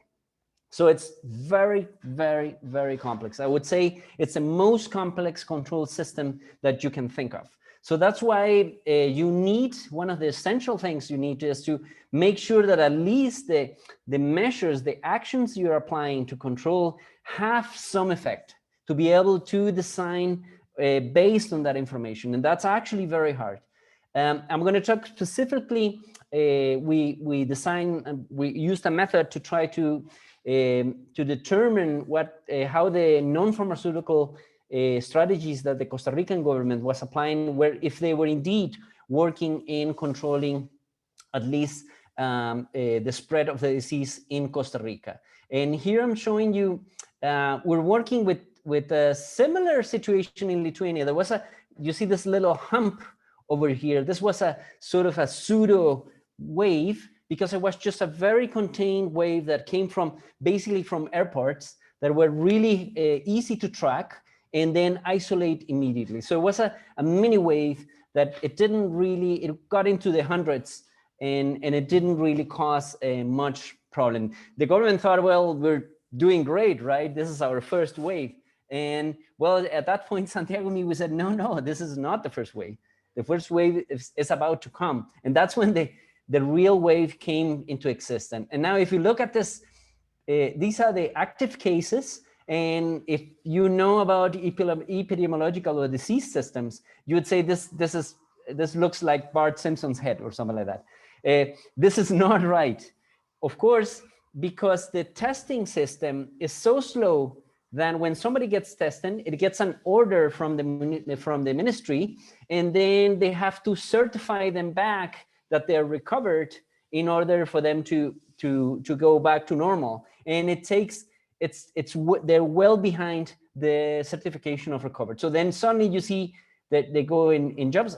You can see how it increases, right? These spikes are like every time bigger, because it started about here, And then these big falls of active cases, it's just that they're certified a bunch of people that are now free to go. And here I'm showing in black Monte Carlo simulation that shows what would be the real situation under the assumption of a certain average number of days of recovery. And you can see exactly the point at which the simulation breaks from the actual data. It's exactly when the government said, well, we're really falling behind in certifying recovered.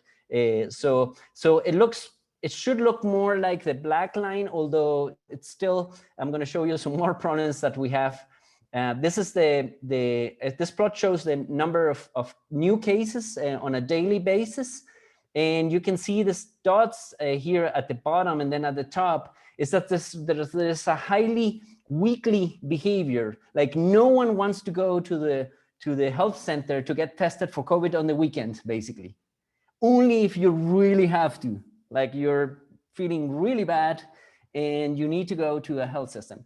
I have to clarify that Costa Rica has a universal healthcare system. So basically you could pretty much say that everyone is covered. That's for sure. Everyone is covered under the health system. So if you have feeling sick, you go to a center, and then you will get, if you're suspicious or you have certain symptoms, you're going to get tested. But then you can see these are the number of new cases. But there is a heavy, as I mentioned to you, you see this bimodal kind of distributions here. These happens whenever you have a holiday of some sort. Like these two include, like for example, December the 25th and then January 1st, and you get this bimodal kind of distribution. Why? Because you have a bunch of low numbers due to the weekend and the holiday.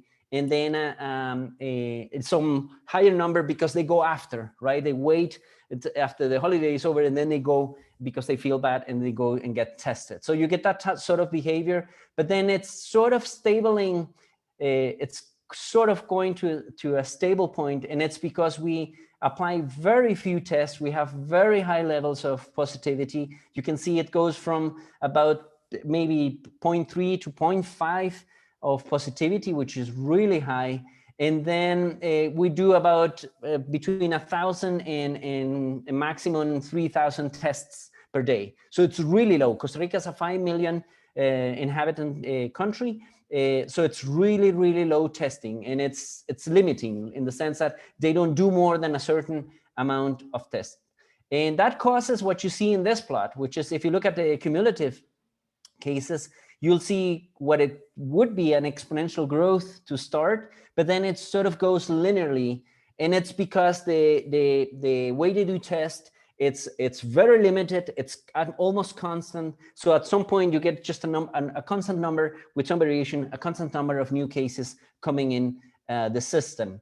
And that means that if you look at something like R, which I think Aistis explained really well, the effective R, it's actually useless, because if you look at it in a more weekly average, this is on a daily basis with some filtering, with some moving average filtering. If you look at it on a weekly basis, you can see that if you have constant testing and a constant number of new cases, then you're gonna level off around 1, right? So then at the beginning, maybe you would show something that has to do with the dynamics of the system, but after a while, and it's precisely, I'm marking here the day that they lost, there were too many cases and they were just doing a certain amount of tests per day. You can see it levels off around 1, right? And it kind of moves back and forth on a daily basis between 1 and around 1, just minus less than 1 a little bit, and then more than 1 a little bit. So at the end of the day, there are lots of problems with the data. The active cases don't show the real dynamics. Cumulative cases show that since there is a linear growth, it could be due to social structure and social dynamics, but it would be very hard to explain that away, or we don't have data for that, but it would be very hard to also justify when you have a limiting testing system that makes only a few tests per day. So, and not only that the tests they're done are very close to hospitalizations. And that's what brings us, that's what we observe with Santiago. That's really important. So this graph shows the sorry, it's in some of them are in Spanish because I just updated them. And the red one shows the hospitalization per day, and the gray one is the ICUs. In Costa Rica, if you need hospitalization for COVID, you're gonna get it, like, and really quick. Like, Costa Rica is really good at that and has decades of doing this. Universal healthcare.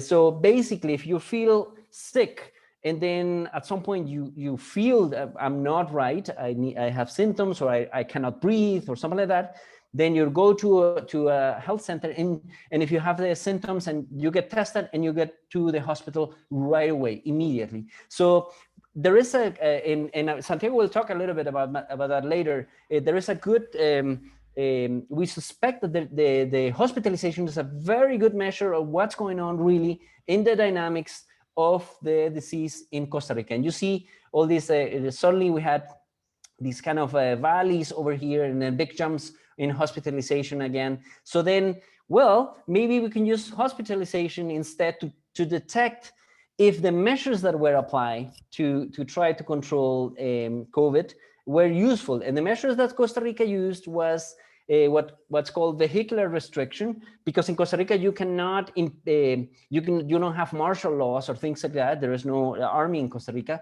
So people, if you want to avoid people moving, the only way you can restrict that is just by restricting the vehicle movement, and that's about it. Because people are free to go wherever they want. You cannot stop that, but you can restrict the movement of vehicles. So then there is basically based on license plate, then a certain day some cars cannot circulate, and then from that you can say, well, only certain percentage of the vehicular float it's gonna be circulating.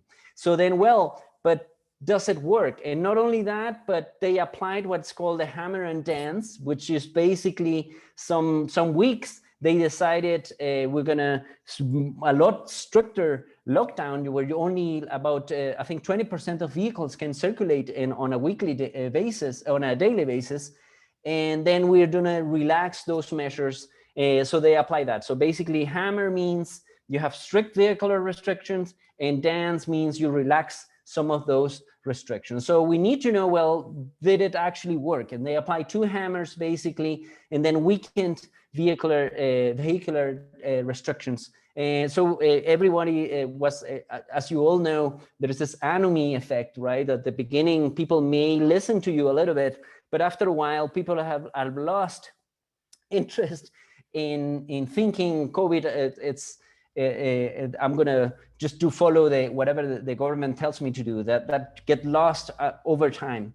So basically, we use hospitalization, but then, as Aistis pointed really well, it's that we don't need the actual number. What we need to figure out is how are they changing, how they're changing over time.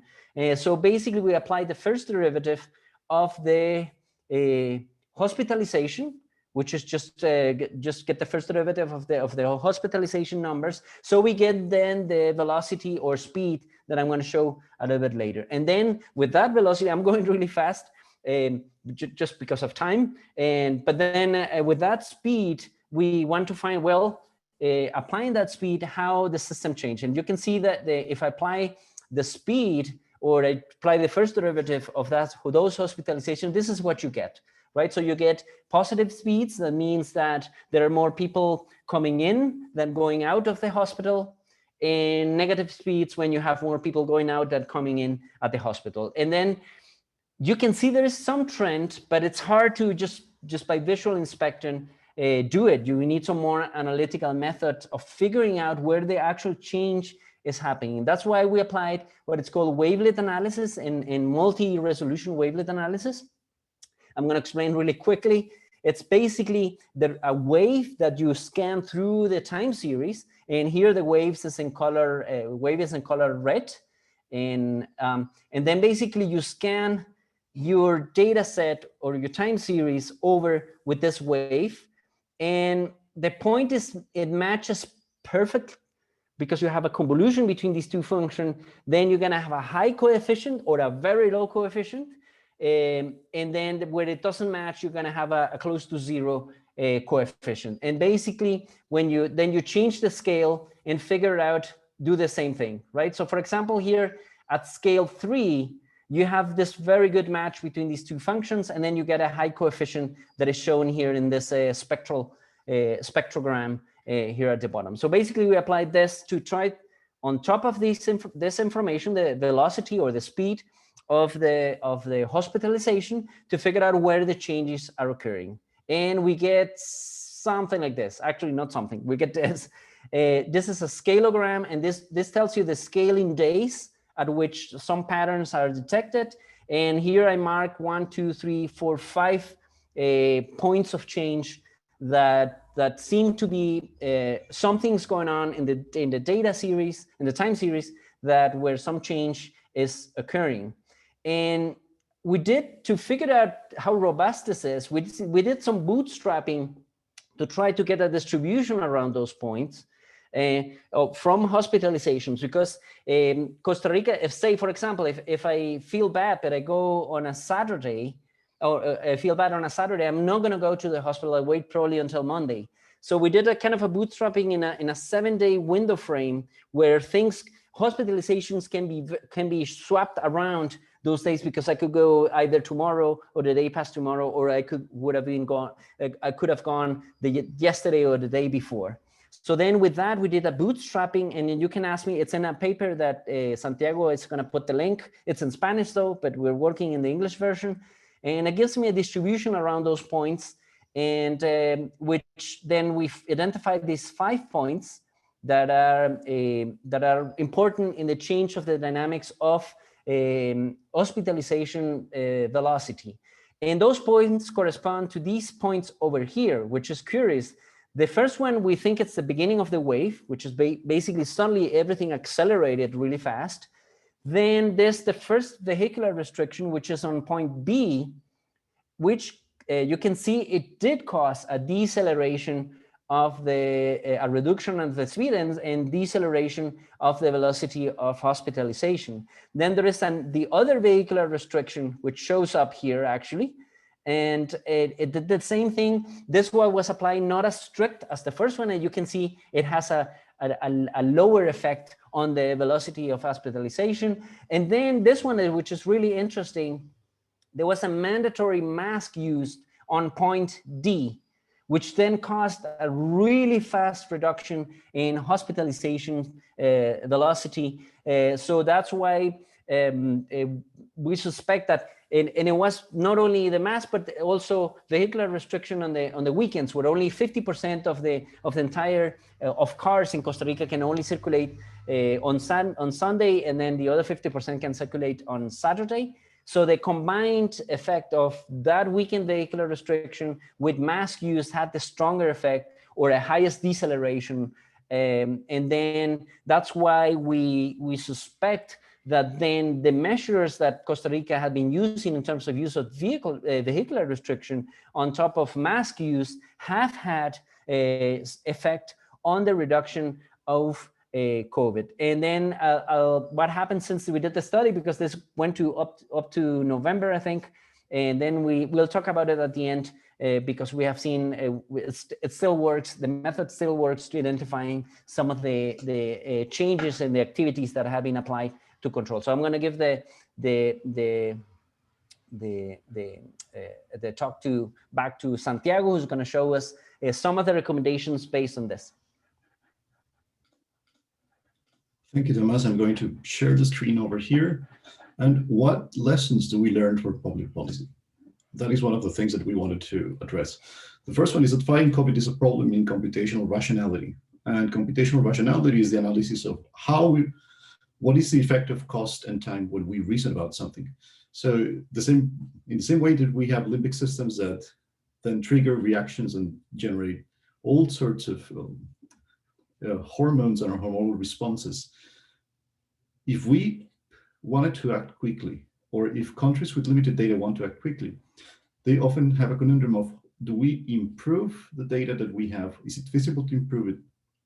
Or can we work with something that we already have that will make some advances? And we had to do this analysis based on that choice, which is not easy.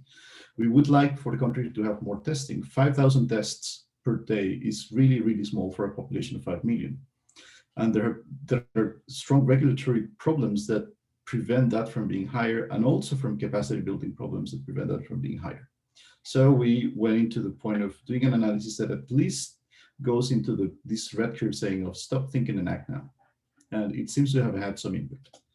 The other thing is that if we want to use more sophisticated models, whether it is a deterministic or stochastic SIRs or Markov chain Monte Carlo, agent-based models as we did here in the University of Illinois, or networks, there's a problem that we need to have more data and high specificity of working hypothesis there. However, when you have simpler methods, you gain computational efficiency, and you gain ease of calibration. So one of the things that happens here is that our method is a look directly at the data, and it seems to fit. If we look at an epidemiological crisis as 8 steps from discovery to post-crisis prevention, it seems to fit in the initial mitigation, because then we need to evaluate and we need to provide the public with evidence that their sacrifices and their work is actually working. Then development of probes, it allows to understand, because the speed at which the crisis is unfolding, because therefore, without that understanding of that speed, it is very hard to do some logistic planning to increase either testing or even hospital allocation of resources. Then for middle long-term mitigation, this is moving into vigilance and situational control. There needs to be a simple way to, again, with limited testing and limited information quality, to have some discernment of whether some measures can be sustained for longer or not. And suppression strategies and resources, that's where we need to also start looking into when vaccination ramps up, is this working or not? And then for post-crisis prevention, these methods are probably no longer needed. But one of the things that this method is just the simplest possible one that we could think of that's still reliable, but the ideal thing is for, if this method exists, it is really a call for action to build better infrastructure and to build better testing.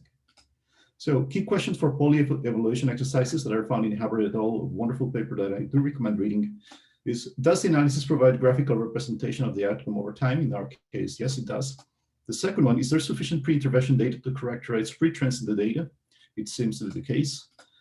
Is the pre-trend stable? So we're looking at different periods, and the stability seems to correspond to the regimes of growth and decrease that we see. And so it seems to be rather stable. Is the functional form of the counterfactual well justified and appropriate?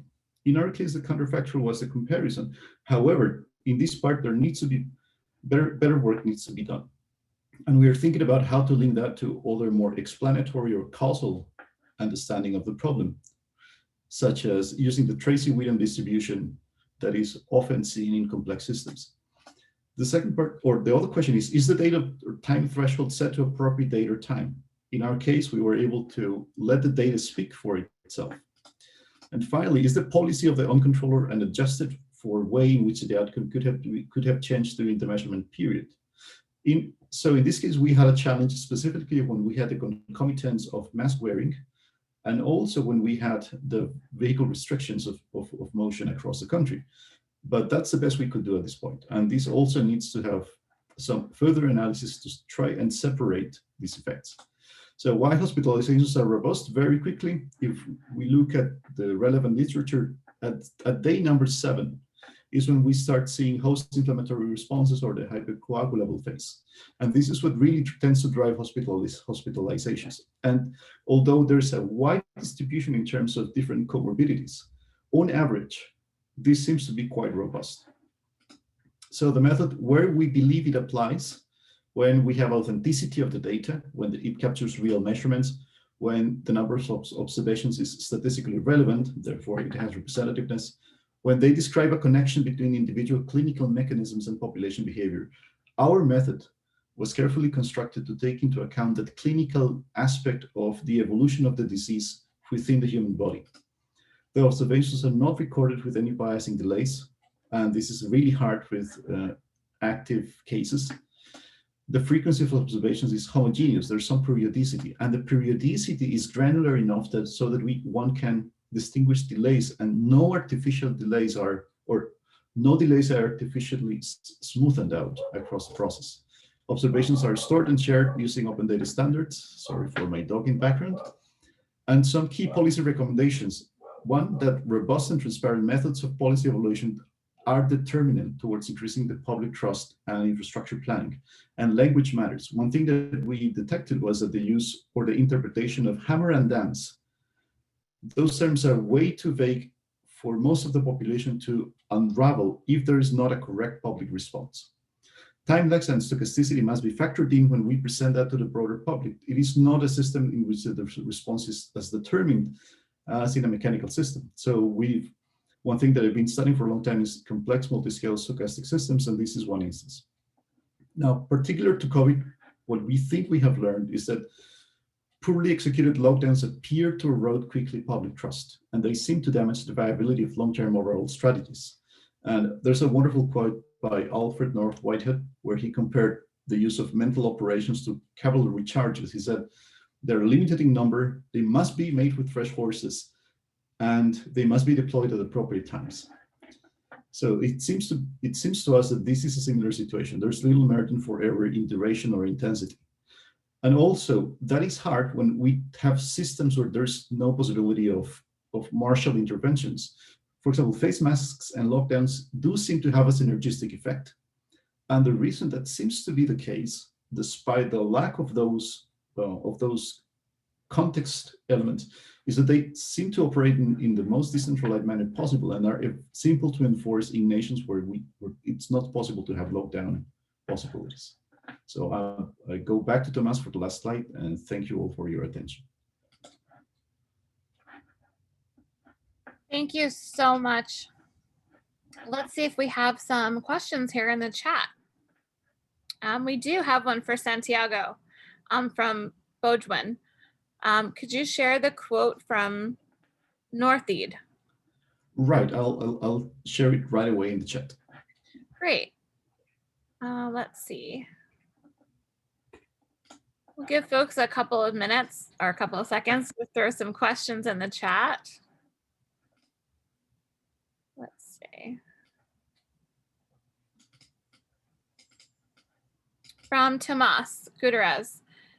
He says, I understand you can use this trust about successful policies. How can your method be used to determine if a policy is bad? For example, the upcoming school opening in Costa Rica. How can you use this method to build trust? It's a really good question. Just to put it in context, in Costa Rica, when the very first 4 cases, I think, happened in March, immediately schools were closed, and they have stayed closed for the entire year. Schools, high school and university. So the important thing here is that now we start a new year, and so all those effects of non-pharmaceutical interventions occurred under no school. This year, it's not clear yet. Apparently, they're going to start just with some restrictions, but on a more normal basis. It's a real concern. What I have to say is that Santiago and me, what we have done, which is really hard, is that we have tried to match our scientific approach, but to make it publicly accessible. So immediately when we publish this result, for example, then all the news organizations, they immediately ask us to appear in different contexts in newspaper and television. And I think that gave back some confidence that the restrictions that the government were using were not bad. Indeed, after I talked with some members of the government, and they know of this result, and they enforced vehicular restrictions on weekends again for January, and they haven't told us directly, but we suspect it's due to the results of this study. So basically, to answer the question, it has to be based on science, definitely, but it has to be also be communicated by some independent group of scientists. It doesn't work if it's communicated by governments. No matter how good they are, there is always going to be some distrust of that. So we feel that there has to be independent scientific groups that are not necessarily also universities, but scientists or people that are well known to work in different areas of science that can publish things that are that can be read and can be studied by a more broader kind of public in order to regain trust in the government to control this system. And on the other hand, the governments have a really hard time to kind of just follow the scientists, because this is science, right? It's not an exact result, and there might be we may recommend something and it turns out it goes the other way, and then we scientists say, well, that's science, we deal with uncertainty. But for a politician or for a government, that can be catastrophic. Like, look at what happened in Sweden, right? So basically it's difficult, but I think it has to be lots of publications at different levels, very technical to very more public, and definitely based on science in data and policy recommendations based on that. And just as University of Illinois, Cornell, and other universities have based their own way of dealing with COVID in a very based on models, based on statistics, based on computational models. Thank you, Tomas. Are there any other questions? Let's see, from Neil Huang. For countries with limited capacity for hospital beds, such as the US, cases data are not very useful because they're noisy and depend on testing capacity, as you said. What metric would you use? So in this case, one important thing about using hospitalizations and velocities as a metric is that it also depends on the size of the community that you're looking at. If it is large enough, if you have cases that go beyond, or if you have hospitalizations that are a significant number of the population, unfortunately, this method is a little bit more reliable. Otherwise, it's very hard to distinguish with small numbers whether the trends are real or whether what you're seeing are statistical fluctuations. And that's something that we have been made aware of very keenly by the early data in Costa Rica.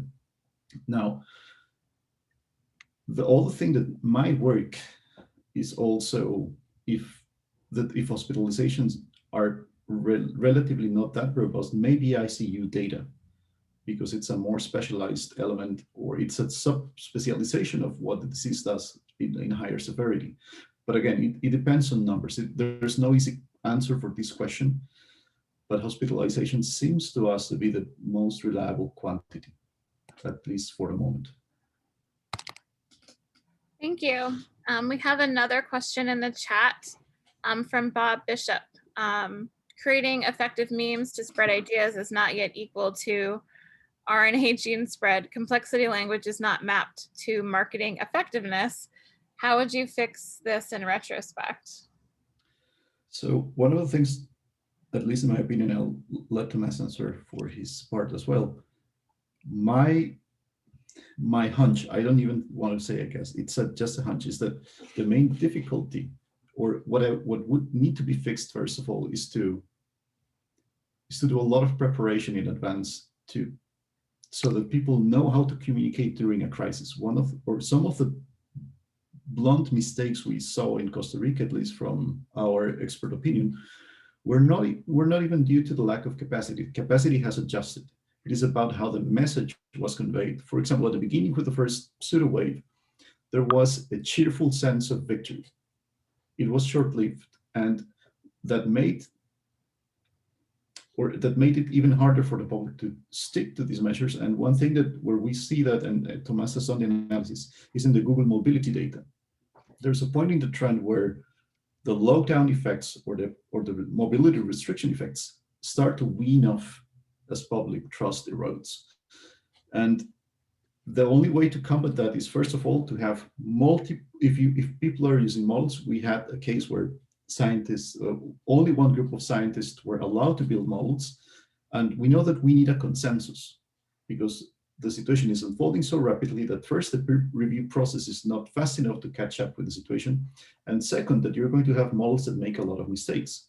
And effectively, the model that was used, because it was only one, around July in the pandemic, stopped being representative even of the situation as a whole. It didn't make it didn't even make sense what the output was the output that was being turned out by the model. So there needs to be a clear process of updating every time what is happening with respect to where things might go. It's not just saying we had 1,000 cases.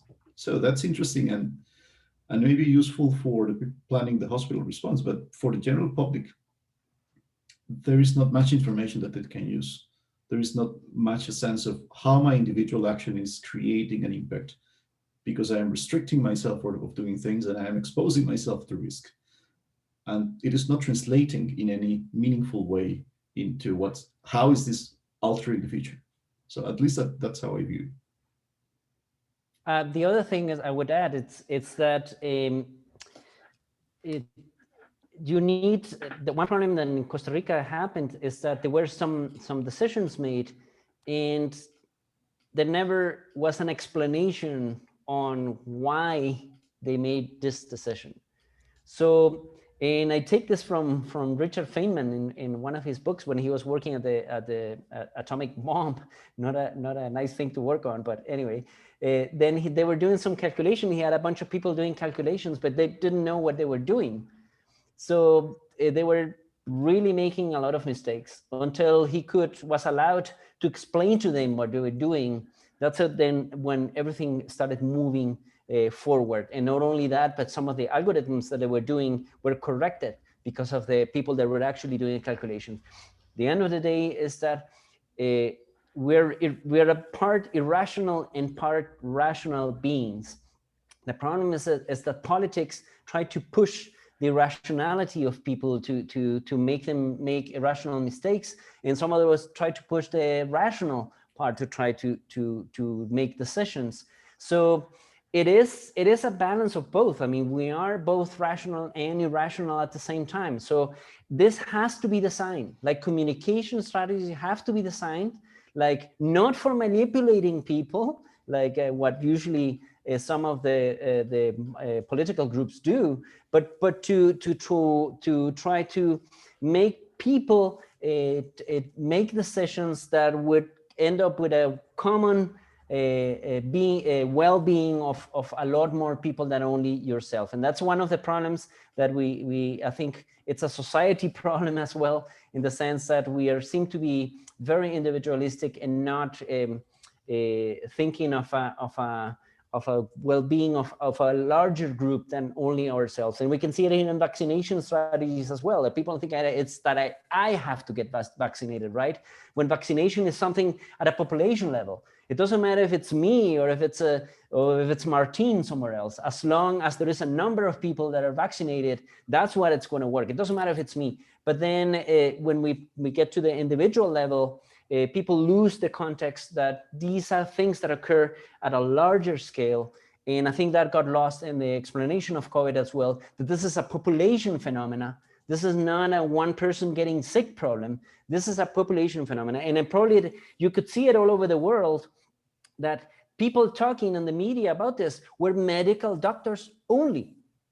It's good that medical doctors talk about it, but this is not only a clinical problem, this is a population level problem. So we needed also people talking about what happens at a population context, and the solution is a population solution. It's not an individual solution only, it's a community, region, countries, and so on and so forth. We're not gonna get out of this if every country is doing their own thing on their own, except if we close all the borders and no one can move around. So basically, I think communication has to be designed, and then a lot of based on our rational part to make decision and help communities to make decision. I think that's why end coronavirus, it's kind of a great idea in the sense that well, you can think of solution at an individual and community level instead of just waiting for some top-down kind of solutions. Thank you, Tomas. We have a little bit of time for one more question. So If you would like to select one, or I can select one for you. Take a moment. Take You your select time. ones if you want. Okay, sure. We have one here. All right, from Baudouin. Are we not only, I think he says rational from the perspective of rational scientific revolution, why are emotions, feelings irrational? I'm not saying emotions are irrational, by the way. So maybe one way to respond to that is to look at one of the cores of why this situation is hard for us. We did not evolve, again, as a species to deal with events that are low probability and have large magnitudes. So the fact that we have trouble even with scientific notation, and the fact that scientific notation was invented in the first place was as a proxy to try to approximate with our minds things that are inaccessible otherwise. So one of the aspects that has been confounding in this pandemic, as Nigel Goldenfield here at UFI said, we can't see this disease. We can't see physically the agent except when it manifests on the sick. But the only tool we have to see that is mathematics.